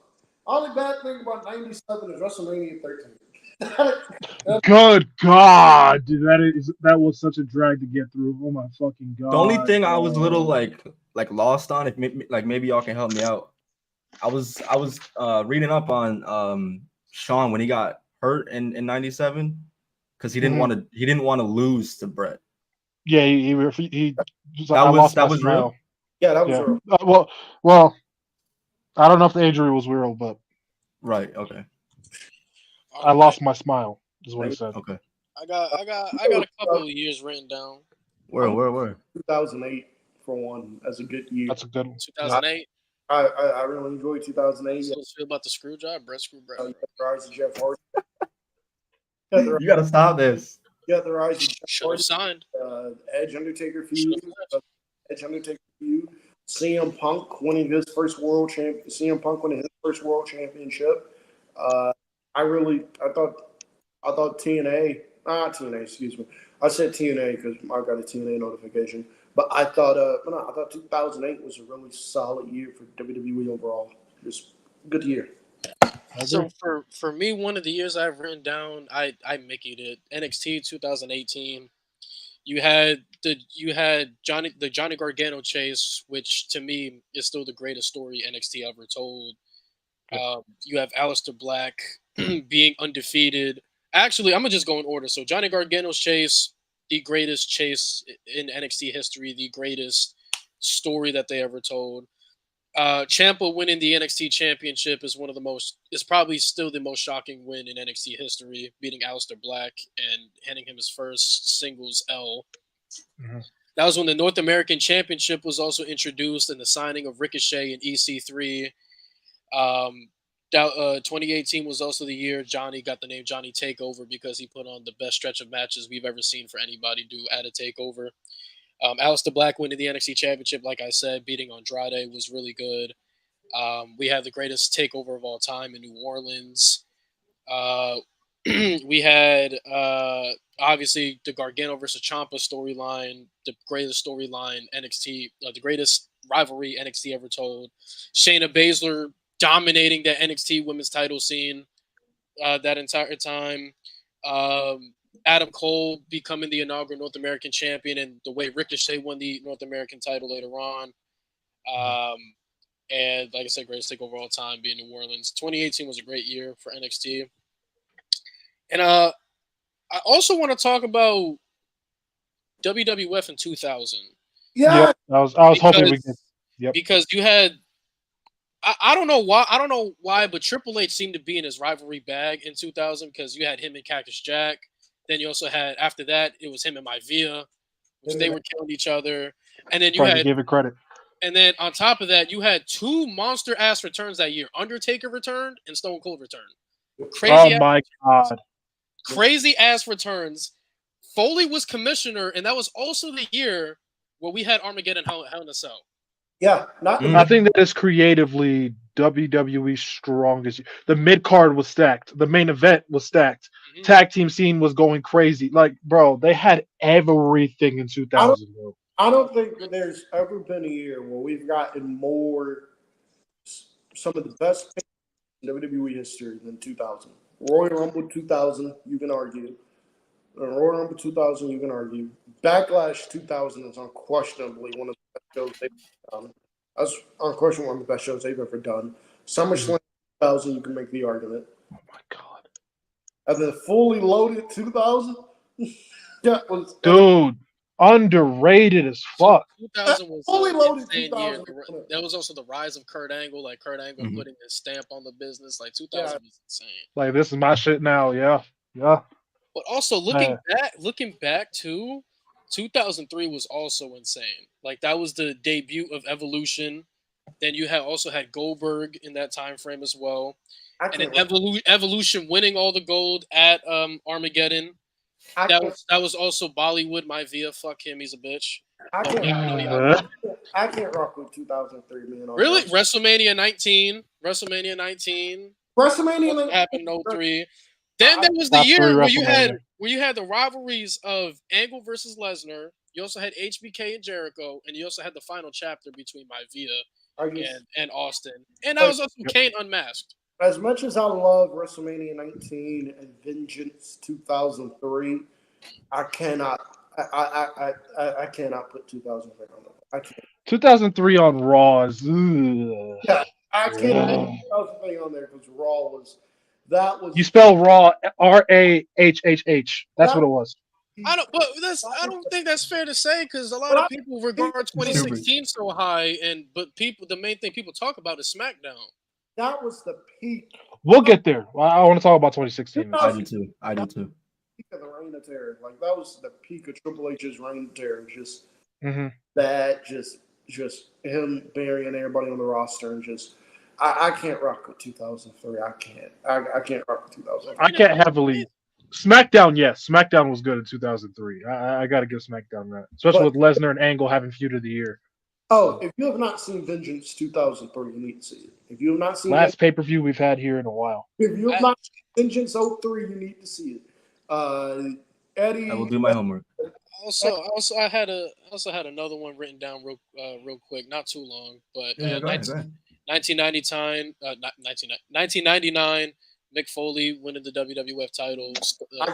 The first chapter of Stone Cold Maivia. Triple H finally asserting into the main event scene. Chris Jericho debuting. I can't rock with 99. I cannot. I'm not a 99 guy either. Nah, me neither. Really? Like the pay-per-views weren't all that. Rumble 99 is one of the worst Rumbles ever. I think 99 is legitimately the hottest year they've ever had. I can't rock 99. 2000, 99 and 2000 in terms of quality is night and day to me. Yeah, I can't rock with sure. For sure. I think it's night and day. I think that's the weakest year of the Attitude Era. 1 year I do want to talk about, specifically the first 3 months of the year.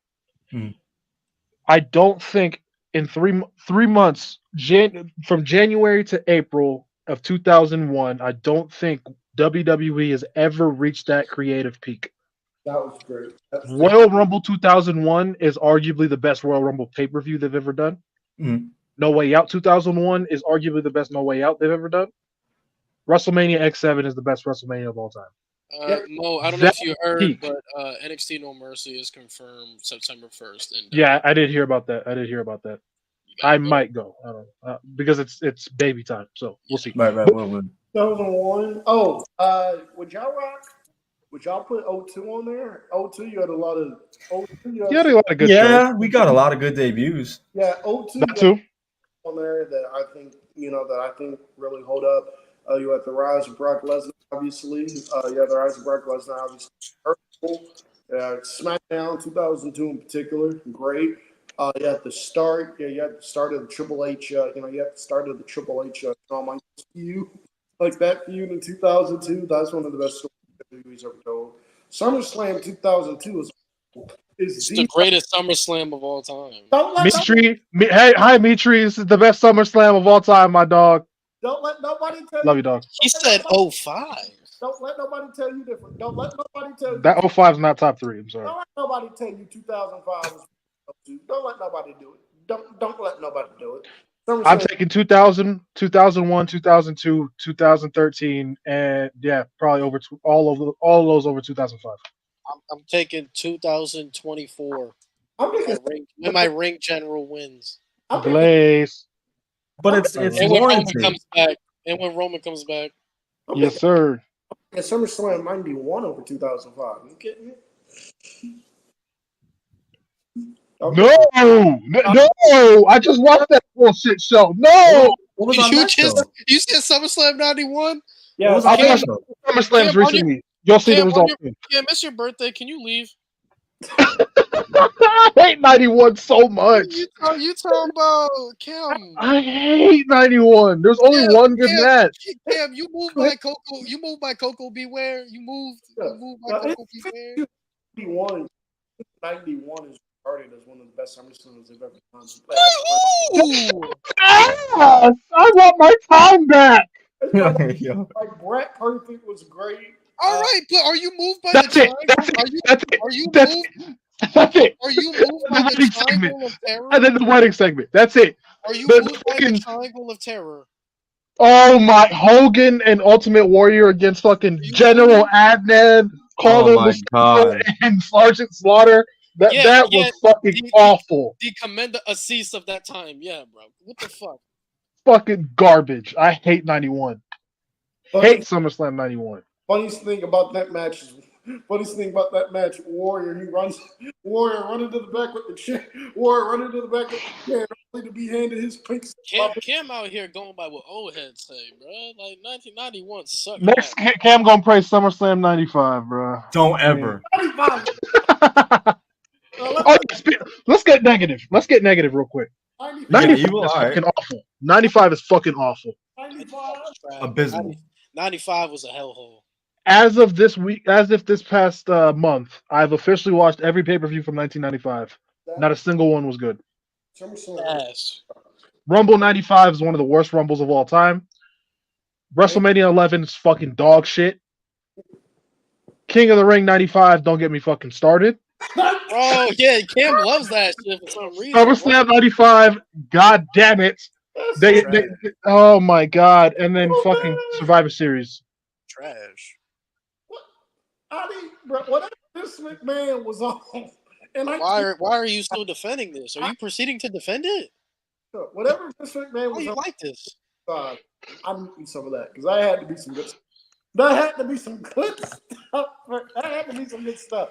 That had to be some insane acid. This McMahon was on in 1995. My God. Bro, 95 is fucking dog shit. And I had an old head in my comments trying to debate that 95 was decent, bro. I'm like, no, bro, it was not. It was not good. I'm sorry, it just was not good. 95? Did they see it? I'm gonna be so real with y'all. I mean this when I say this, and I don't know how to say this. I don't know if it's too early, but I really consider highly WWE in 2022, bro. I feel The like second half, yes. I Second feel half, right. I like was gonna say. I feel like we had the perfect balance, especially SmackDown, bro. That perfect balance of bloodline storytelling and Gunther wrestling. We had it so good. Second half. Second half. I would not. I cannot put a year that featured a fatal 4-way match with Madcap Moss, Miz, Baron Corbin. If Raw Good wasn't God. so, First listen, half was dog shit. As the Money in the bro, Bank. if we didn't have ass on Raw in 21 and 22, 21 and 22 would both be regarded so high. Way higher than they are. I agree with you SmackDown there. was amazing in 21 and 22. It was. Keep it a bean. Yeah.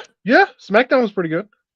He cheated on himself again, bro. He You probably don't seen the understand, Usos, yeah. bro. He's not wrong, man. I didn't appreciate that shit when I should have, man. You had 2023 is Roman, really good as well. you had Roman getting into peak tribal chief mode, Yep. and then Yep. getting into his bag with the bloodline storytelling. And then the other half was just Gunther with his classics, man. We had it good. One match from that time I remember very well is Gunther and Ricochet on SmackDown after Ricochet won that World Cup. SmackDown World Cup. Yeah. Was great. Yep. Oh I my wish they do more God. shit. I want them to do That was more shit. great. I love that tournament. I love the did too. tournament, and I love It was when great. Ricochet won. I got to love see it. Ali It gave- and Ricochet cook. Hell yeah. Santos and Ricochet cooked in the finals. Yep. Like it gave 2023 though. It gave a lot of the mid-carders who weren't really doing much. It gave them something to showcase their abilities, and it was Right. awesome. If they bring it back now, like put Corbin in that bitch, put Andrade, put Mello, just do something, man. They had Pete Dunne in that tournament. Sami Zayn, bro. Yep. Yo, Winner faces LA Knight at Bash in Berlin, some shit like that. Yeah. another year I think I have to tax personally is 2010. You got to. 2010 is fucking awful. You start with Jack Swagger if you really want I to. was fucking 7 and 8 years old, still thinking this was fucking garbage. Jack Swagger. Jack Swagger's Jack Swagger was not WWE champion, World Heavyweight Champion. SummerSlam 2010 is the second worst SummerSlam of all time, in my opinion. I hated the way that show ended. Bro, do you understand how bad a show has to be that the best match on the card by a country mile has infamously one of the worst booking decisions in the history of the company? How bad that show is. Can I throw a year up there? Yeah. People gonna hate me, but 2011, how they handled the Summer of Punk. You had Revolution in the palm of your. First of all, WrestleMania Camp. I'm sorry. I'm sad that it's your favorite. Ass WrestleMania dog shit. Fuck 27. Shit was trash. We had Miz as champion. That shit was trash. And then we had a revolution of Summer of Punk, and you fucked it up for trash because you throw it on 3 weeks of gold. Look here. Trash. Look here. I want to set something straight. I have never ever said WrestleMania 27 is a good show. I have never. That's true. WrestleMania 27 is a good show. I just said it's my favorite show for sentimental reasons. But I have never said WrestleMania 27 is a good show. Never. I've never said that. That is true. He has taxed it. That is true. 27 was still trash. What happened at SummerSlam 2011? Del Rio cast it on Punk, right? Yeah. Was that what it was? Del Rio. Hey, Christian and Orton was great though. Christian and Orton was great. That was feud of the year. I'm sorry. Yeah. The way how they handled. The way how they handle Punk, bro. I have to tax it, bro. I can't. But Punk Cena as an individual feud was great. They mishandled that. My boy came back with the title a week later. He didn't walk out of the company. That was ridiculous. We gotta tax that. We got to. He just took a week vacation and then they gave us Rey Mysterio for 2 hours or an hour. Hey, look here. This is off topic. This is off topic. That little fuck really ruined 2011. That's his. Wait, are you taxing? Are you taxing 2011 because of My Via as well? No, I forgot he existed in 2011. Yeah, I mean we gotta tax a little bit. Hey, hold on real quick. I know this is off topic, and I'm sorry. Keep cooking. Go ahead. Why in the hell? I just saw this. AEW, your tag team division is dead. Why is MX Ring of Honor? Why are they debuting for Ring of Honor and not the AEW tag team? MXM. Okay. Your tag team division is dead.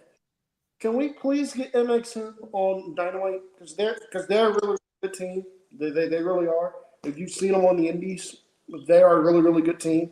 Can we get them on Dynamite, please, instead of the Acclaimed? I'm just asking. Okay, all right, let's get back. I just don't understand why they're not just using Ring of Honor the same way they use NXT. Just develop your talent. That's it. And then filter them over. Like, it's not that hard. You own both companies. You literally can do that. Yeah, they literally had Ring of Honor titles on their I almost called it the main roster on AEW television. Like, Bruh, but if we're talking about bad years, FTR returned. Congrats to them. Gotta get taxed. 2015 got to get taxed. 2015 is pretty bad. It's just so weird. It's just such a weird show. It was a weird year. Weird year. It gave us one of the greatest manias ever, though.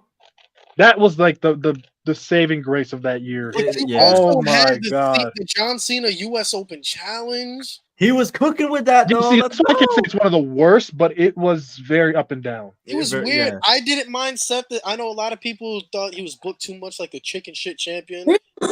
To me, he was booked. He was booked too weak. To me, he was booked like a chicken shit way before he won the championship. So I didn't care. This is true, and he won it in a chicken shit way. But like the thing is, when you're losing like regular TV matches to Sting on Raw, what was Survivor Series that year? Sting on Raw, not even the Sting on Raw. I know because I know this because I'm not envisioning. He did tap out to Sting. Oh shit! I saw him on SmackDown lose to Cesaro, clean in the middle. I'm like, you're losing to Cesaro? Hey, hold on. No, no disrespect to Sting. I'm glad he got one WWE ring, chat, but like, you're WWE champion. You shouldn't be tapping out on Raw. I'm sorry. Nah. In Survivor Series is one of the worst. That Survivor Series is one of the worst pay-per-views I've ever seen. Yes. What was Survivor Series that year? It was Ambrose and Roman in the main event for the vacant WWE title. Sheamus is cashing. Sheamus cashes in. Oh, that's right. Well, let the me tell terrible 5-on-5s. That Final Four was ass. Like Roman and Dean was cool. You had Del Rio, who was the United States champion, in that Final Four. Why is he not? Kevin Owens is IC champion. Why is he, bro? That shit was ass. Why are they not defending their belts? Why are they not at least on the Survivor Series? Oh, there was no Survivor Series teams. But what the fuck? I think Rollins' injury just threw that show into like threw it in a black hole. A fucking Genjutsu, bro, and like they just couldn't figure that shit out. It put him in a Tsukuyomi, bro. That's what it did. They couldn't figure that shit out. Because I think Roman would have beat Seth. That's what I think would have happened. I like also with 2015. I don't think WWE ever had more of a collection, especially top guys get injured more than they did in 2015. Oh my god, that affected WrestleMania so bad the next year. Holy shit. Rollins got hurt. Like Randy got hurt. Word. Rollins got hurt. Cena got hurt. Harper got hurt. Like Neville got hurt. Yeah, everybody on that roster got hurt. Sammy got hurt. Sami Zayn got hurt. Like I remember that. Yep. Before the Cena match. Yep. Bro, I remember it. That Mania. What was it? WrestleMania 32 gave me one of the worst throwaway matches I've seen. Like, I'm telling you, like League of Nations versus New Day, one of the worst matches I've ever seen. I don't care. It's just flat out one of the worst WrestleManias. It's bad. Dog is bad, bro. WWE, how do you let THQ book the League of Nations better than you? What's crazy? What's crazy is like on paper, like I see on paper the vision, like League of Nations with the group they had could have done something, but the way you booked them was just so bad. It looked like they only put them together to get Roman over, and it didn't work. I mean, it worked for 3 weeks, but like. They should have had somebody in the creative team play WWE 12 so they could see how to properly book WWE 12. Boy. They should have had somebody. They the League of Nations better, bro. Bro, did we even talk about the 2015 Rumble? I mean, that goes without saying. Chris, Cam, we had a drink to enjoy that. Not even enjoy it, to get through the match. Bro, the worst. Oh, my God. of all time in 2015. That IC title elimination chamber match. Was that the one Ryback bitch ass won? The worst elimination That title looks so garbage on him. Everything looked garbage on him. How you make the white strap look ass? For real, dog? If white don't look good on you, you out. Bro, it's time. It looked better on Big Show than it did Ryback. That was me with Right. that was me with Cassius Ohno in 2018 when he wore his white fit. I said, "Gang, it's time to hang it up, bro." if white don't look good on you no more, I think it's time to go, bro. Right. Oh my goodness. 2014. Well, drop text 2014 or no? No, I think 2014 is underrated. Yeah. Okay. All right. I think the Rumble's not as bad as some people make it out to be. Oh, 2012. We got to text 2012. We had to. Oh, yeah. That was a bad year. That was a terrible year. We got to text 2012. That was a terrible year. Cena beating Lesnar got me fucked up, bro. I watched that Extreme Rules 2012 yesterday, bro. Lewis, I don't know why you don't believe me on this. Legit, one of the best WrestleMania follow-up pay-per-views of all time. One of the best WWE pay-per-views here. I mean, yeah. WWE pay-per-views. It was really good. It was a really good part of a really bad year. But Cena beating Lesnar was three of the best. I'm gonna watch it. Three of the best shit is ass. Three of the best. You can tax me, but I think it's great. Bro, that show had 3 match of the year contenders with Cena, Brock. It's not saying much. Cena, Brock, Sheamus, Bryan, Punk, Jericho. That show had 3 match of the year. I'm gonna watch it because a lot of these pay-per-views I don't remember because I was a fucking kid. I'm gonna go back and watch it. Sure. And if that shit is ass, I'm gonna tell you it's ass. What'd y'all think of the whole Punk, Bryan, and AJ storyline? I enjoyed it. It was fine. They just made AJ a harlot, but like it's fine. AJ was too. I got tired of AJ after a while. Yeah, I was just like, girl, you hop on every nigga. I'm glad she settled with Dolph for a minute. As soon as she kissed Kane, I said, yeah, you're done. You're cooked. Oh yeah, Kane. I'm like, come on. Did you not see what he did to Lita, bro? Like, can you move? Why are you doing this? And she wore the Kane mask. I said, this is not a good story. You're cooked. Get out. Like, what are we doing, man? 2012, as a kid, I was even just like, okay, this shit is weird. She went on Cena for a minute, too. Y'all remember? Like, what are we doing? 2012 has some of the worst pay-per-views in WWE. No Way Out 2012 was bad. We don't claim that No Way Out. We don't claim was that. Over the Limit is fucking dog shit. Over the Limit 2012. Hey, I don't mind it much. We got Christian returned. That was a terrible year. Terrible pay-per-view. And he beat Cody. Oh, but hey. Relax. Oh, but another pay-per-view in 2012 you need to watch. TLC 2012. In particular. Has there ever been a good TLC pay-per-view now that I think about it? 2016. 2012. What was that Ambrose and Styles? Yeah, we'll talk about 2016 in a second. 2016 and 2012, but with TLC 2012 in particular, you need to watch The Shield against Brian, Kane, and Ryback, and you need to watch the Cena Ziggler match. Those are really the only. You said Cena versus Gorillas of Destiny. Hey, I like to see Cena on Tama Tonga. Hell yeah, I like. Relax. I like to see. I said Tama Tonga, not Tonga Loa. Y'all better get it right. Neither. Shut up. Neither. Would y'all text? Neither. Are y'all gonna text 2007 or no? 2007 is great. What are we doing? Hold on. That is one of my. Well, then again, I'm biased. That was my first year as a fan, but I'll say the first half. And then we know what happened after that. But like the first half of 2007 was WrestleMania great. 23 was awesome. I'll say that. Fantastic. It was awesome. That's how much I'll say about it. Rumble 2007 was. You had the Umaga Cena Last Man Standing match, which might be the best Last Man Standing match ever. That Rumble finish with Undertaker and Shawn Michaels is the best. What's it called? Finish to a Royal Rumble ever. No Way Out was fine. WrestleMania 23 is great. You know, you have Cena and take. God damn, Cena HBK. There's a siren going off next to me. Batista and Undertaker was fantastic. And Cena had the best April. I personally didn't mind Armageddon 07. The Armageddon 07's good. Armageddon 07 underrated. I think I had Sean and Mr. Kennedy. I had Triple H and Jeff. Yeah. I had MVP and Rey Mysterio. So it was all right. Yeah, it was a good show. What's it called? Cena in April was amazing. You went from his match with Shawn in the main event of WrestleMania 23 to then we go to the 1 hour match on Raw, which is my first ever episode of Raw watching live. And then we go from there into literally 6 days later, you get Backlash 2007. Best fatal four-way match WWE's ever produced. Easily. Yep. I mean, And Cena got a good match out of the Great Khali. Like, I don't know. Khali kind of carried.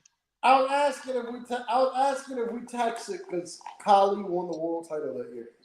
I mean, you can tax that part, but as an overall year, I mean, the first half of 2007, I think, was good, but then we know what happened after that. So the company is in a whole tailspin, trying to figure things out after the whole tragedy and all that. So, I mean, somebody. Let's glaze 2008, right, Jeff? I said 2008. At WrestleMania in 2008 was awesome as well. To me, I don't know why. WrestleMania. But to me, I don't know why, but that WrestleMania need to be glazed more, man. I ain't gonna lie. It does. Because it has still it has a top 3 celebrity match. Undertaker and Edge put on an awesome match. That match was awesome. Yeah. You had Randy having one of the most shocking title wins on that.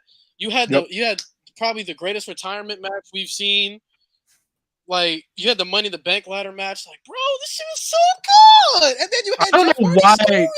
And the production was so good at WrestleMania 24 as well. So I don't know why it doesn't get enough credit. It's so good. I think the worst match on the card is Kane and Chavo because it's 11 seconds. That's it. Like, the rest of the show is very good. Hey, man. You had Jericho Michaels that year. Hey, man, shout out to TNA. 2008 was also the Cena Rumble win. Jeff versus Randy, right? It was that, and the Jeff Hardy story, like I said. Then Armageddon 2008 is an overall good show in my opinion. Hey, man, shout out to TNA from WrestleMania 24. They tried to fly. They were gonna fly a blimp. I said they were gonna fly a blimp. That's that TNA Impact over the thing. WWE got the kibosh on and shut that shit down. That's so petty. That's so petty. They so sad. Hey, that would have been savage as fuck if they did that shit. Hey, flowers for that. So they're forced to air clips on a truck outside the arena. Snoop Dogg kiss Oh yeah, that was a bet. Shout out Snoop. I'm jealous, bro. Man. But let's get to 2016. I know we've been bouncing around it, but let's talk about it. No, yeah, let's do it. I think 2016 as a year is just like one of those years we all go back to and talk about because it was just amazing. But that is 2016. That is the last year I looked at Vince McMahon and I was like, you might still have it. I was like, maybe he's still maybe it's not time for him to step up the chair. Maybe it's not time. 2016. I know a lot of people talk about SmackDown, but Raw was not bad by any means in 2016. Bro, after WrestleMania. The very first Raw we got post-draft, bro. That is legit one of my favorite episodes of Raw ever. Finn Balor pinned Roman Reigns clean. That was their golden boy. That was probably that was a generational push that we were really robbed of. Yes. We never seen it. And we at that time frame, like, we had a lot of call-ups. Like, we had the Shield call-up. We had so many call-ups, and we've never, ever seen a push from an NXT talent like that immediately. They gave him a world title in less than a month. Hey, this is we were robbed. Yeah. Hey, this is a hot take. I'm going to go ahead and say it. Okay. Finn Balor. Even if that push happened, I think Finn Balor would be the exact same spot he's in now.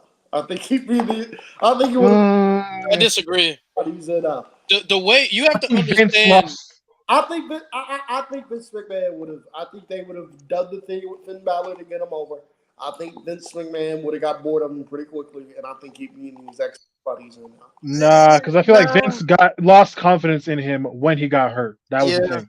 Right. That's where Vince lost confidence. I think we have to understand the position Finn Balor was in. Finn Balor got called up as the greatest NXT talent in that time frame. He Mhm. did everything, and he was the greatest NXT superstar of all time. So Yep. in that time frame, the way how he got pushed, I don't know if he'd be in the same. Like I've got to agree with Mo. I think the reason why he's in the position now is because Vince fucked him over and didn't believe he was that guy after he got hurt. But I feel like if he had a proper run with that championship, dude, he'd be in a totally different spot. I don't know if Kevin Owens would have won the Universal title at that point. I think he Which we need to talk about Jericho and Owens way more than we do. That pairing was fucking awesome. that was so good. Oh my god. They had me watching Raw every fucking week. They were so entertaining week in and week out. That when the way they got there was stupid. But when Shane McMahon had control of Raw, after WrestleMania 32, Raw was amazing. Raw was great up until the draft, and then that's where SmackDown took the reins from them. But Raw was great, and then of course SmackDown in 2016. It goes without saying. Bro, you know what else we got in 2016?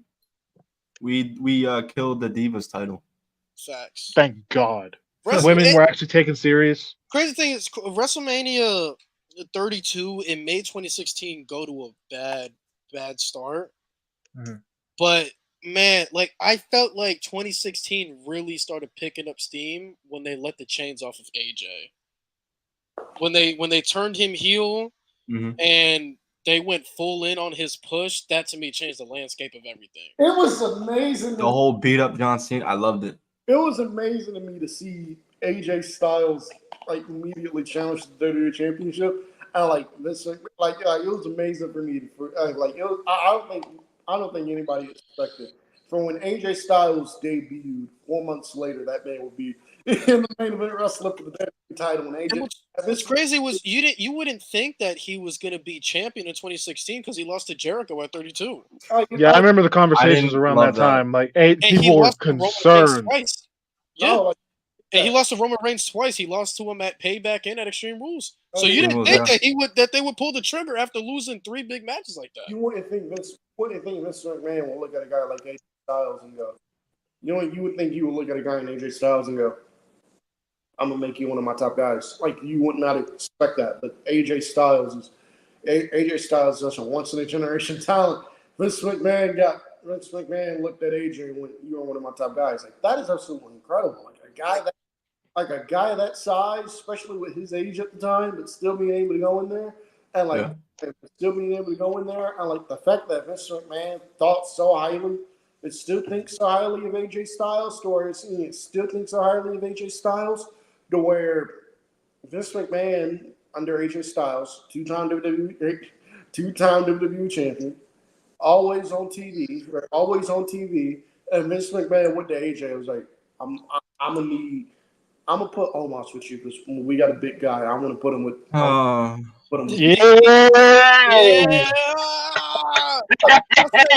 I'll say the main thing I did not like about. No, but like on a serious note though. We were serious. Look like reports coming out of. Stop it. Like, yeah. I'm not. Especially with like reports coming out of that time where this man basically told AJ, I wish I would have hired you 10 years ago. Like I wish I would have hired you 10 years ago. Like the way he used AJ Styles is incredible. I never expected AJ. AJ is just that fucking good, man. He's that amazing, bro. But the only thing I didn't like about 2016 was the way how WWE handled Dean Ambrose's title run. He could have been so much more as a champion. They literally solidified what everyone was already thinking was that Dean Ambrose, despite him wrestling the most matches like literally every year, Dean Ambrose was the most undervalued man of the Shield. I think and it's crazy because when you look at the Shield run, he was the leader of the Shield. He's the most popular. I think they only put the championship on Dean because they had to really. They had to. Like Roman got hurt. Not hurt, but Roman got suspended, and it's like. Oh my God! I remember the conversations around that time. Shit. Holy, the jokes were insane. We got a 30-day, right? Yeah, and it was over some random medicine. Like, what are you doing? God. I remember people were, oh, Roman's on steroids because they hated him so much. Don't get me started. Bro, Hey, bro, y'all JD video in 2018 where it was like remember that JD video in 2018? It was like some dude who was like some dude who like he said he gave like Roman some steroids or whatever, and like JD ran with it as like a story or whatever. And like the dude he was talking about, it wasn't Roman Reigns, it was Luther Reigns. And we all it wasn't Roman Reigns, it was Luther Reigns. And we all just sitting there looking at him like we all just sitting there looking at that video, like, man, if y'all stop wasting my time with this, bro, it was Luther Reigns, not Roman. Like That garbage ass. Another nigga. thing we have to talk about too, like, because 2016 gets glazed so much, but people don't want to talk about like the L's it has. James Ellsworth. SummerSlam 2016 on paper should have been the greatest SummerSlam of all time.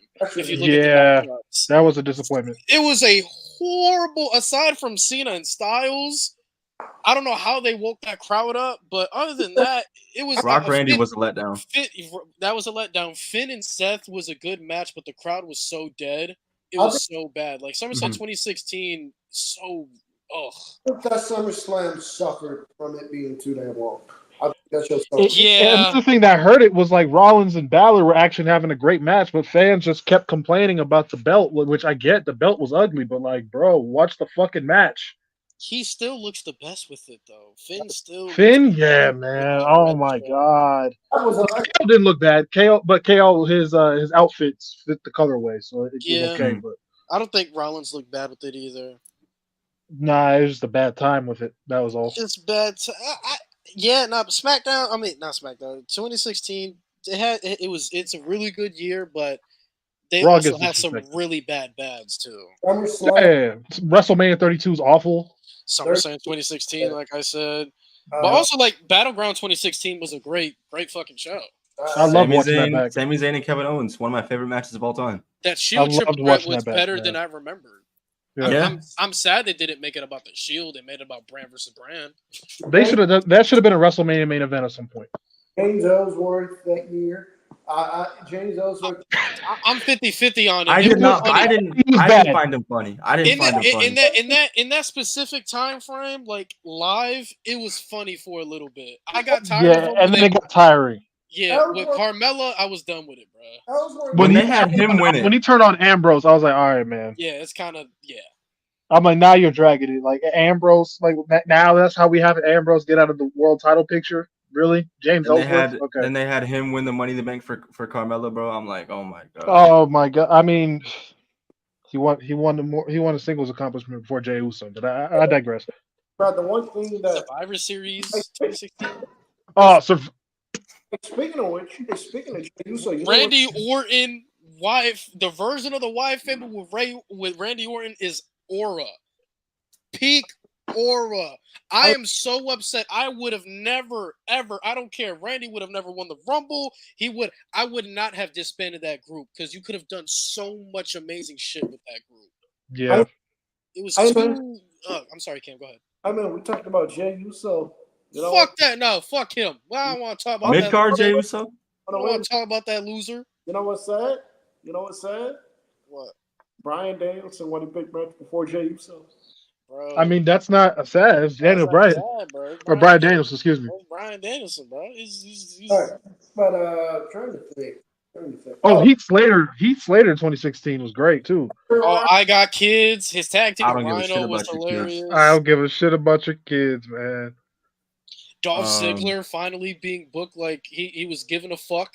Yeah. He proves why he should have been one of the top guys in the company. He should have been always an upper mid-card guy. To me, peak Baron Corbin, Lone Wolf Baron Corbin. Yep. Come that on, wild card finals on SmackDown was amazing. That triple threat with Corbin, Ziggler, and Styles was fun as hell. Oh my god! The Cena promo to open the show. Fuck, was it the same year? I believe that year was it Hell in a Cell with Baron Corbin, Ty Dillinger, and AJ? That was 17. Was that 2017? 17. Hey, that was I like that match. Hey, 2017 started good, and then I don't like how they fucked up Corbin. Corbin was another one they messed up in 2016. Like, that's a guy I know I've said I don't like when NXT talent really get fast tracked with titles, but you had the man win the Andre the Giant Memorial Battle Royal in his debut match on the main roster. Mm-hmm. That you got to fast track a United States title on him immediately. That's a guy you push and put all your eggs in the basket in. Mm. And they fucked him up. They fucked him up.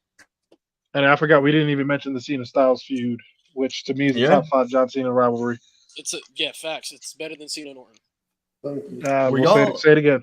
It's better than Cena and Orton's not a top 5 Cena rivalry. I'm sorry. I like quality over quantity. That's fair. Were you guys rocking with Braun Strowman post draft? Abso-fucking-lutely. Yeah. He was just killing jobbers, and they didn't drag it too long. Him and Sami Zayn shit when Sami Zayn was an actual underdog. Yeah, was right. Fantastic. Bro's a Fantastic. WrestleMania main eventer. I'm an under. No, you're not. Shut up. Main event Mania. Please stop annoying me. Yeah. But Yeah, Braun 2017. Strowman, man, fucking God, man. That's another Damn. fumble. 2017, dude. Like, Damn. obviously the gender run. He couldn't beat Brock. He couldn't beat Brock. Really? The fucking gender run, man. Do y'all remember that lame ass, random ass triple threat we got between Brock, Strowman, and Kane at the Rumble, bro? Oh, in 2018, yeah. That was one of the most random matchups. Oh, I'm gonna leave it off on here so we can get to the roast of Cam. 2018 Monday Night Raw was fucking insufferable. I couldn't watch. Holy fucking shit, bro! You know how bad. You know how many episodes of Raw there are, right? Like you know how bad. You know how bad an episode has to be for me to remember the date rent free. The date November 26, 2018 is the worst episode of Monday Night Raw I have ever seen. That is the episode of Monday Night Raw that made John Moxley go, I gotta get the hell up out of here.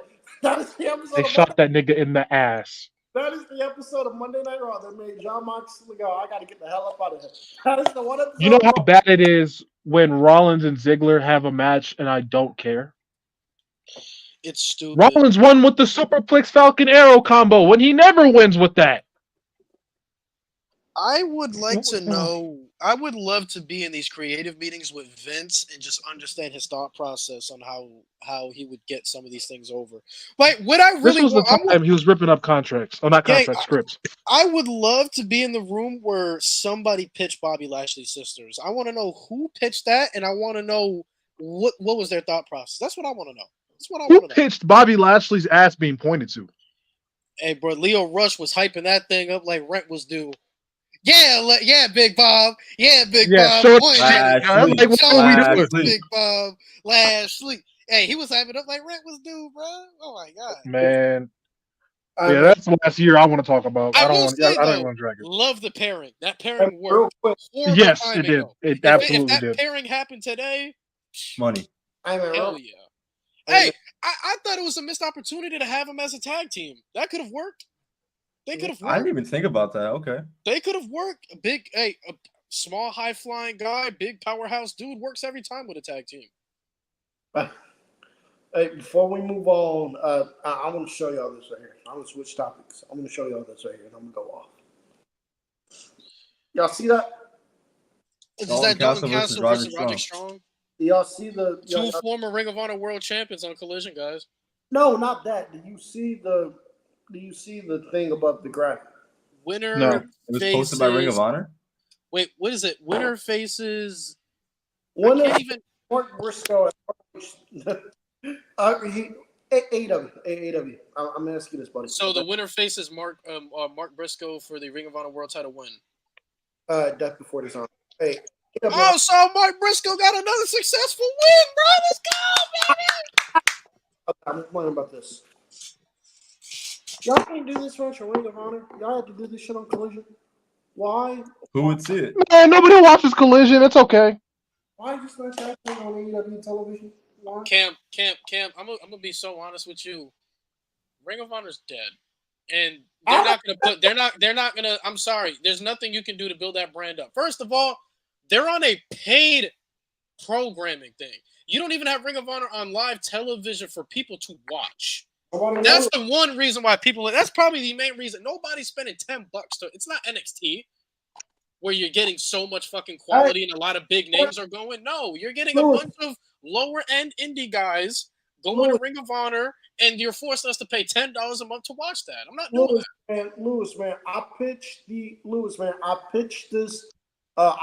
this idea when Ring of Honor, when Tony Khan announced he was buying Ring of Honor, he was looking for a TV deal for it, he couldn't find it. I told Tony Khan, I said, just do what TNA does, which is TNA, they air shows on YouTube, and it's $2 a month. Just that with your Ring of Honor. Camp, my thing is nobody wants to pay money nowadays. That's the point. It's nobody $2.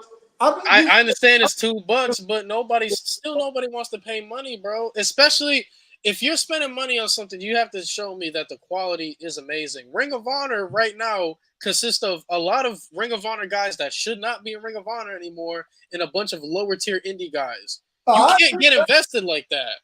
I agree with that. I said Ring of Honor is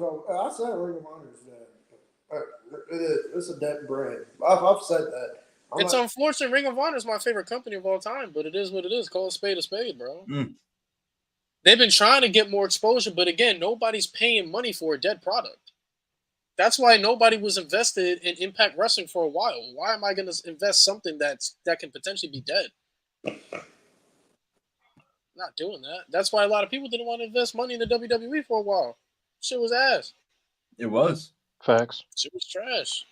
I wasn't buying shit in 2018 and 19. Sorry. All right, gang. Before the show gets too long, man, let's talk about. Let's get to the roast session of Cam, bro. Chat. In honor of Cam's birthday, You want to be roasted? it's time to roast this man, bro. Roast this Teddy Graham looking motherfucker. Get Let him his have ass. it. Let him have it, but not too much. Yeah, let's not get disrespectful, gang. I'm waiting to see what we get. Yo, Cam, you know what's crazy, bro? You know one of my favorite books as a kid was this book named Corduroy. I like you, gang. It was my favorite book. It was my they say Cammy Zayn likes Osprey. Yeah, that is pretty bad. It's crazy. Cammy Zayn, bro. Like an Osprey should be a criminal offense. Yeah, low key. You know what's a criminal offense, bro? Like Owning a Lily doll. Cam, you own a Lily doll? I never told you that, Lewis. Cam, there's no. I gotta see it to believe it. I gotta see it. Get it. I can't find it. It's somewhere. I can't. Good. That's God telling you to throw that shit out. Why would you buy that? I can't find it With real money in my closet. But on the Raw show that I went to in 2021, I got a Lily doll. Chat, start flaming this nigga. Y'all quiet. Don't be scared. I had to wait in a very long line to get one. Let me hit up the Discord. You waited in line? How long? You waited in line. How long? To buy a Lily doll? That's time you will never get back. Time and money you'll never get back. Nah. That's diabolical. Nah. Why would you wait in line for that? Why? Cam looks like that one big guy from Teddy Long's wedding who waves his hand. Oh, no. Oh my God. Cam, wave. Cam, wave. Wave at him, Cam. Wave. Cam, you gotta wave. You gotta do it, bro. Wave. You gotta do it. Wave. Cam, you know what you look like? You look like my Henry cut his dreads off, bro. That's what you look like, bro. Hey, bro, can you take that Lily doll, do the war strong and slam on her? We don't like that doll. Bro, that doll was trash, bro. This man Cam really played 2K20 over the Mafia Red Dead 2. And goes to bro. He was like, Three great games. Gang, he said, I ain't playing recently. Bullshit. I know how PS4s work. That's egregious, bro. Why would you do that? First is the game you loaded up first. Tag Team Money in the Bank is the worst thing I've heard in a minute. Yeah. Nah. Yeah. Cam. Cam, you gotta get roasted for that, bro. You're never living this down. No. I'm not letting that one go, bro. The worst thing I've ever heard This come on 3 out. different episodes. The worst thing I've ever come out of this man's mouth, and it's not the first time I've said this. The Usos are better than the Young Bucks. Stop fighting it, Cam. Wait.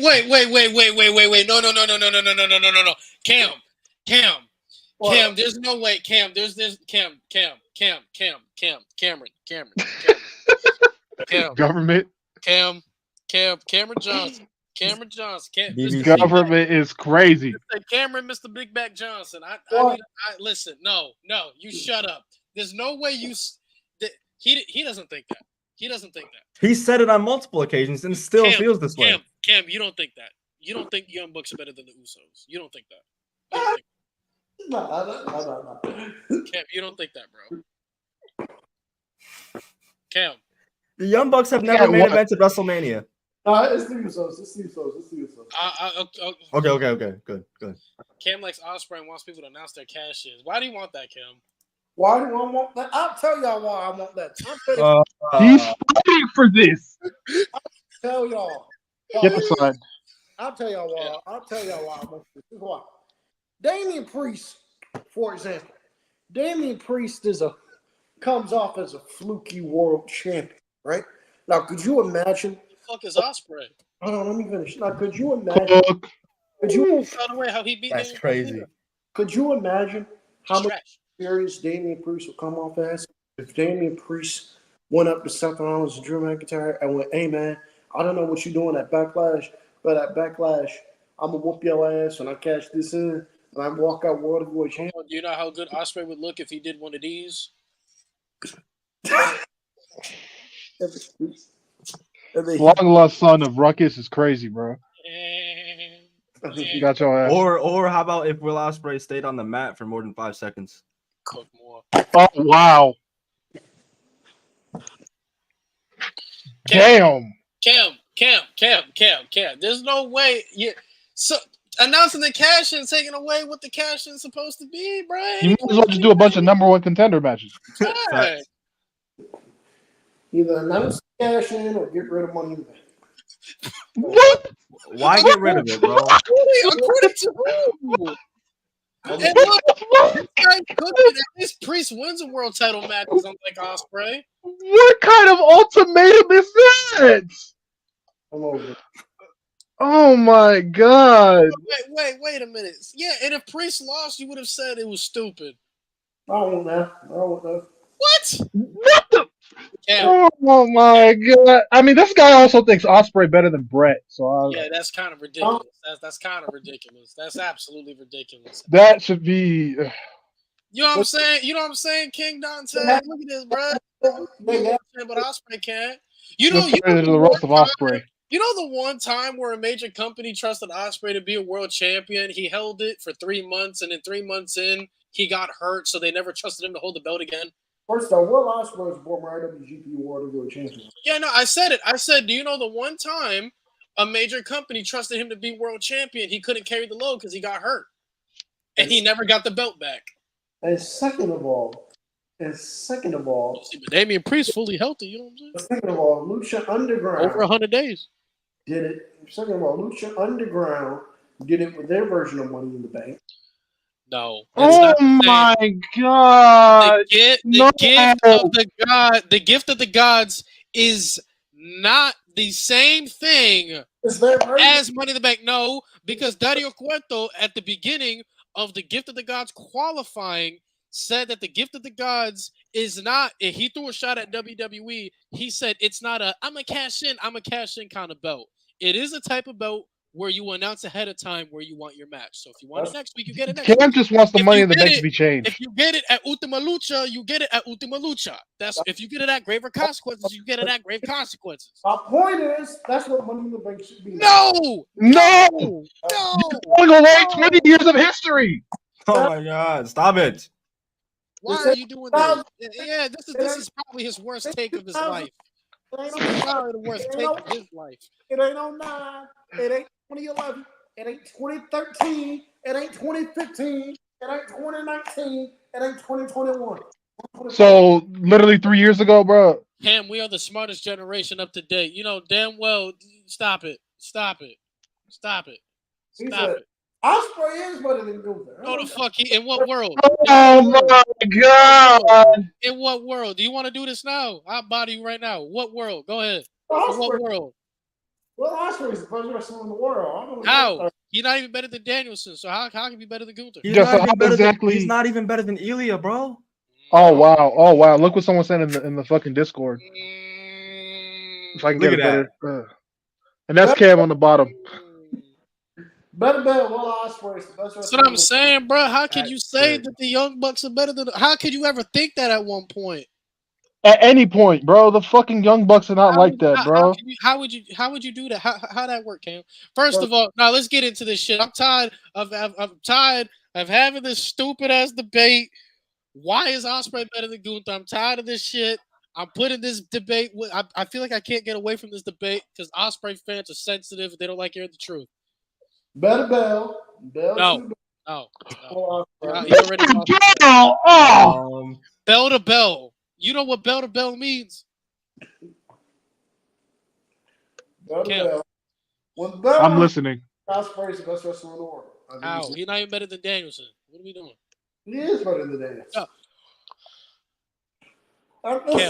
Cam.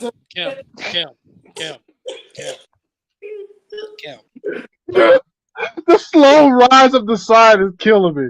Cam, what does he do better than Danielson? Please tell me. Is he a better mat wrestler than Danielson? His matches are better than Daniels. End the stream. Okay, question. Cam, was 2015 John Cena top 10 in ring in the world? Yes. End the stream. We're done. We are done. Thank you for coming out. Cam is a dumbass. We have acknowledged this. Chat, keep going. Cam, Yeah. what the fuck? Is he? I think Braun Breaker over Ospreay. Oh, I don't know about that yet. I do. As an overall package, yeah. I do. Cam Meltzer. Oh no, okay. Listen, you gotta fight. Listen.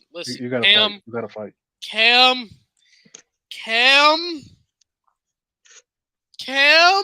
I think you can make the argument Ospreay's been best in the Over Bryan Danielson, Cam. That might be the new wildest thing you've ever said. No cap. You know, And it's crazy because top 2 on the planet, right? Will Ospreay, his matches this year have been better than Bryan Daniels. Yes. Oh my. Cam.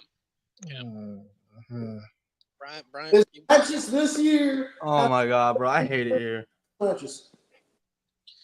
We've gone too far. Cam, what makes him better than Bryan Danielson, bro?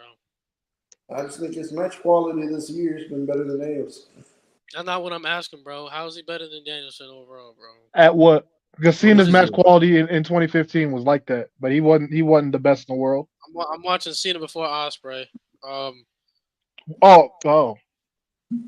Yeah. Cam. There's no way you think this, Cam. What, man? Lewis is a better wrestler than Ospreay. I could sell better. It's not even hard. Better wrestler though. I mean, we'll find out in 10 years. I mean, look at his match. I think, bro. Listen, yeah, I'm about to say Bryan Danielson made event in this motherfucking home country, man. You gonna tell me Will Ospreay better? First of all, that fraud gonna get his ass kicked by MJF, and MJF is better. Let's talk about it. Go ahead. Because this is Danielson's last match in AEW as a full-time wrestler. He's going part-time after this. So you mean to tell me, in the words of John Cena, Bryan Danielson is gonna do this better part-time than Will Ospreay can do it full-time? Well, Ospreay's Oh my God! You telling me Ospreay is Roman Reigns? Will Ospreay Oh my God! Oh no, Cam!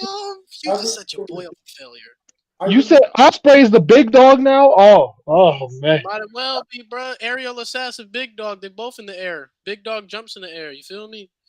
I think we can legitimately make the argument that Will Ospreay has been the best wrestler in the world since 2013 from a pure match standpoint. Since what?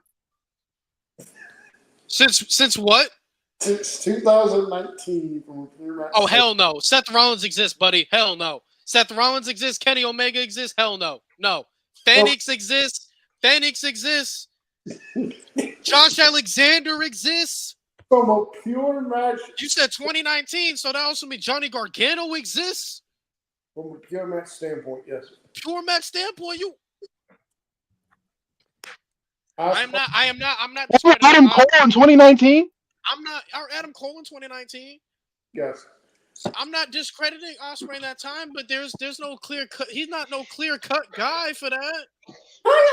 Hold on, wait a minute. How y'all sit there? Hold on, wait a minute. You making it seem like Ospreay's clear cut in that time frame. He isn't a clear cut in that time frame. I don't think he's clear cut, but I think you can make the argument he's the best. Yeah, he was the best. He's been the best since 2019. You look at his match. You look at his match catalog. I don't see how it's. Cam. So I need Cam. 20. Seth Rollins exists. Cam, I need to know, bro. May God rest his soul. Will Ospreay or Eddie Guerrero? Eddie. Thank you.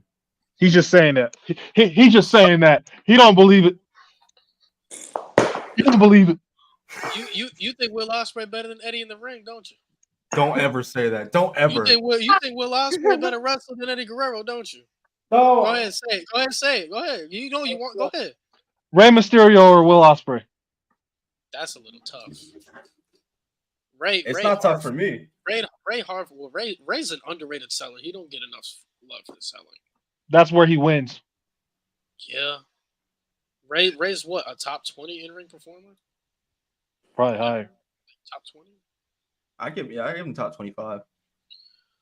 When do you, Lewis? When do you think we get Chris Danger versus Adam Cole? Well, first of all, I didn't even know who the fuck Chris Danger was until like 3 weeks ago. And second of all, they're supposed to wrestle. I'm still salty. Shout out to Matt Thunder. This is what Cam does before any Ospreay match. Cam, you think Will Ospreay better than Eddie Guerrero, huh? I do not think that. You think he a better wrestler, huh? Go ahead and say. You think he a better wrestler, huh? He laughing because he want to say it. Go ahead, huh? He knows the truth. We're waiting on him to say it. You think Will Ospreay a better wrestler than Eddie Guerrero, huh? No, I do not think that. You think he a better? Why are you dodging the Rey Mysterio question, though? Yeah, why are we dodging Ray, huh? With Ray, I think you could. With Ray, I think you could, and I think you could argue. I think. You lose me. What is? I'm sorry. I watch Ospreay matches. I see what y'all seeing, but I'm still not seeing what y'all seeing. If that makes sense. I'm sorry. I'm just not. Take his hairline away. It's crazy. It's already been taken. Cam, what does Ospreay do better than Gunther? I just think in match quality, Will Ospreay. Oh my God! There's no way. No, there's no way. Matt's quality was your argument. I don't. Matt's quality pertaining to what, asshole? Pertaining to what? You talking about Are you talking about the 45 minutes Will Ospreay gets gifted on the silver platter? Are you talking about the 45 minutes Will Ospreay gets gifted on a silver platter? I think Will Ospreay. Did you know Gunther had 22 IC title defenses and 13 of them were under 15 minutes and they're still good? They're still great. That's a crazy stat. Yeah, I know that. I need an answer to this question right here. Cam, you know how I feel. Cam, I will quit rated M right now if you. I will leave the pod right now. Tell them no. Be honest with yourself. Kurt Angle is the best in-ring wrestler I've ever seen. He's the best in-ring wrestler. I'm cool with it. I'm cool with it. I mean, Shawn Michaels exists, but I'll let you have that. That's not crazy if people have Kurt over Shawn Michaels. Yeah, I'll let you have that. In particular, I think 2002 Kurt Angle is the best wrestler. It's the best wrestler. But you lived through 2023 Gunther though. I don't understand. Whoa! We gotta turn this on Lewis now. Man, I you know me, I'll defend. I'm like this, back against the wall. I'm like this. Kurt Angle in 2002, because I went back and watched the SummerSlam match recently with Rey Mysterio. Oh That my god. that man is that man. So Cam, Kurt Angle Will Ospreay or Roman Reigns? in the ring, Will Ospreay. No, that's not what I asked. Will Ospreay or Roman Reigns? As a complete package, Roman Reigns, but in ring, Will Ospreay. Will Ospreay or Seth Rollins? Ring. Well, That's not what I asked. I said Will Ospreay. I want to hear the or in-ring Seth answer first. I want Rollins. to hear the in-ring answer first. in ring, Will Ospreay. I'm out. I'm Get it. Get it. I'm Get out. it again. I'm Again. Y'all I don't know have how a many good times one. we've had to show the sign. Y'all have a good one. I'm This out of is here. 6. This is the 6th time I've had to do it. I'm out of here. Y'all have a good one. I still don't understand how. I don't get it. I don't get it. In ring, Will Ospreay. Seth Rollins overall, I think is the better package. This is a symptom of drug use. And I think Seth Rollins overall is the top 10 wrestler in the world. Cam, Will Ospreay or Kenny Omega? Undertaker Michaels. I love Undertaker Michaels. I love Ospreay and Omega from Forbidden. All right. But Ospreay or Omega? Undertaker Michaels. No. He's Between saying, them two like, now. who's better? Yeah. Oh, between those two, when healthy, I think it's Kenny Omega. Yeah, it's a Kenny Omega by a landslide. I hate to say it. Thank you. When healthy, I think it's Omega. But I can't take any more of this. All right, Cam. I'm gonna ask again. Will Ospreay or Gunther? I'm not changing my stance on this. Well, There's no way. If we're going by overall package, there's no way you're still choosing Ospreay over Gunther. overall package, Gunther has it. But So how the fuck is us? But I Crash out Lewis has arrived. when I say Yeah, this is the real question. Ospreay or AJ Styles? Prime AJ Styles. Prime AJ Styles. Sorry, what'd you say? Did you swear? I don't believe him. Did you swear? I swear. Did you? I mean, Prime AJ Styles. In particular, New Japan AJ Styles, I'm putting over Will Ospreay. Wait. Why do we have to say in particular? Why not WWE AJ Styles? Because he clears too. I don't. As an overall package, he does. This. As an overall package, AJ does good. But I'm talking about in particular. I've always said this with Will Ospreay. I've said particular. I've never said he's the best in the world in terms of package, in terms of character package, promo package, and all that. I've never said he's the best in the world in terms of package. That would be me being stupid. That would be me being stupid and delusional. I've always said when the bell rings bell to bell, I think Will Ospreay from the starting bell to end the bell, I think Will Ospreay is the best. So can I ask? Can I? So can I? So I just want to know. I just want to know. When we're talking bell to bell, how can Ospreay be the best in the world when Josh Alexander's alive? He's not even better than Josh Alexander. Wait, Cam. No. Who's the better in-ring storyteller, Cam? Cam? between who? Between who? I haven't seen a lot of Josh Alexander matches, so End the stream. We have shorts to do. We have shorts to do. We have shorts to do. Chat, we're done. This man has lost his mind. I don't watch TNA He's spewing malarkey. You know, Wait, I got one more. Before we get out of here. Cam, Will Ospreay or Christian? in ring. No, motherfucker. No, that Will wasn't Ospreay or Christian. As a complete package, Christian. So why do you glaze Ospreay so much if everyone's a better complete package than him? I've always said in ring, bell to bell. I've never said he's the best. I've never said package. Best overall package in terms of presentation and all that shit. because I think the best. Because I had to say the best in the world in terms of character package and everything. It's easily Roman Reigns, easily. But it's usually Roman Reigns, easily. But in terms of that bell, with that bell rings, I've always said I'll go Ospreay, Gunther, and Omega. How is Gunther not won? Omega over Danielson in 2024 is crazy. When I look at Ospreay, and I look at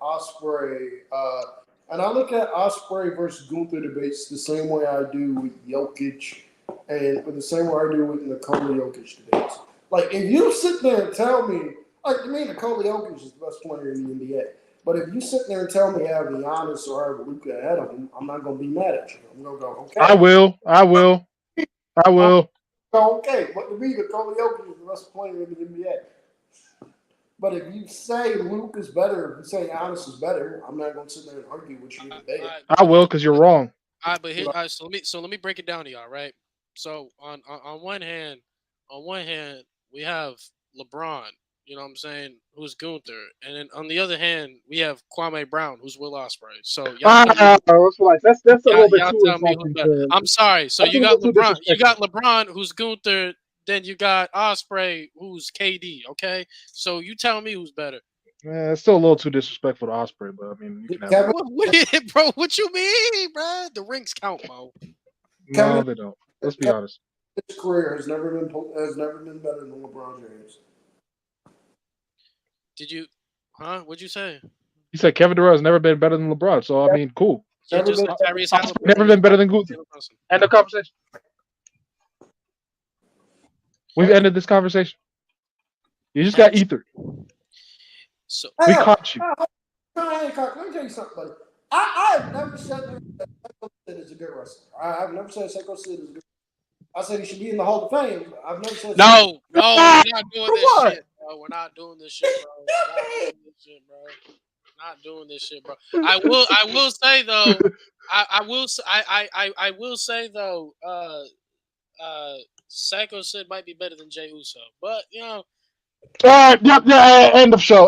Because now you've lost me. So we end the show there. No. Now we're just you and malarkey. I'm done. What? So the moment I start slandering Jey Uso, we gotta cut it off now. We gotta cut it off, bro. We're done. Just tell him to win a match. The fuck? No. I think Gunther overrated, and I think you should hold this fucking ban. Get that ass banned. Oh wow! I didn't ban him. I'm not like that. I didn't ban him. Ospreay or Steamboat? Prime Steamboat. Prime. Yeah, I was gonna crash out if you said Ospreay. All right, chat. We're gonna get out of here, man. Play Steamboat more. No cap. We're approaching 3 hours of being live, so we're gonna get up out of here. Chat, we appreciate y'all. Real talk. Happy birthday to Cab, man. Absolutely. More life, bro. Hey, yo, keep showing up for the watch-alongs, man. I'm having a great time. Yes, sir. And Also, highlights of the watch-alongs when we watch Dynamite. I get to see me glaze Dynamite, so check that out. Get the sign one more time, and I get to see me when Willow comes out. Y'all get to see Willow comes Chat, out. Don't worry. Every Monday, I will try to make it a priority to be there for Gunther. Y'all get to see me live every Wednesday when Willow comes out. Dance to her theme song. I just want to say just two things. Two things happened on No Name. One, somebody said the glaze I have for Gunther is weird. One, cope.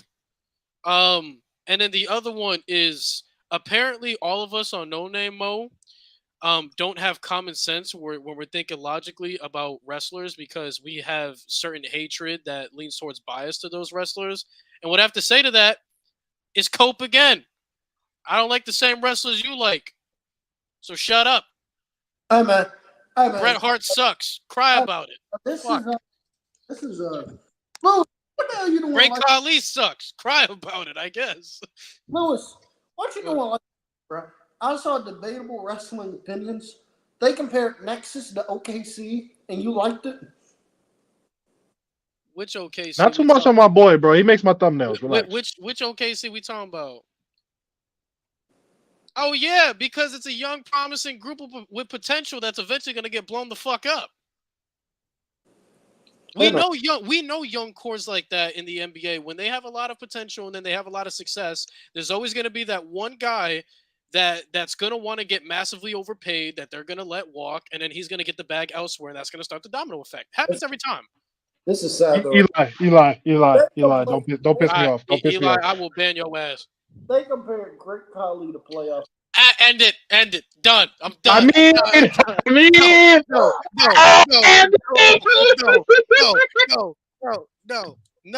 You know what? For nothing. Hey, don't look for nothing. You know what? Fine. We want to get nasty. Jey Uso is KD. Can't do shit without Curry. Can't do shit without Roman. I'm sorry. Yeah, end the show. Bye, guys. Yeah, Y'all shut be up. easy. Yeah. Y'all be easy. Yeah. Fuck Jey Uso, by the way. Like the live. Goodbye. Bring back Bully.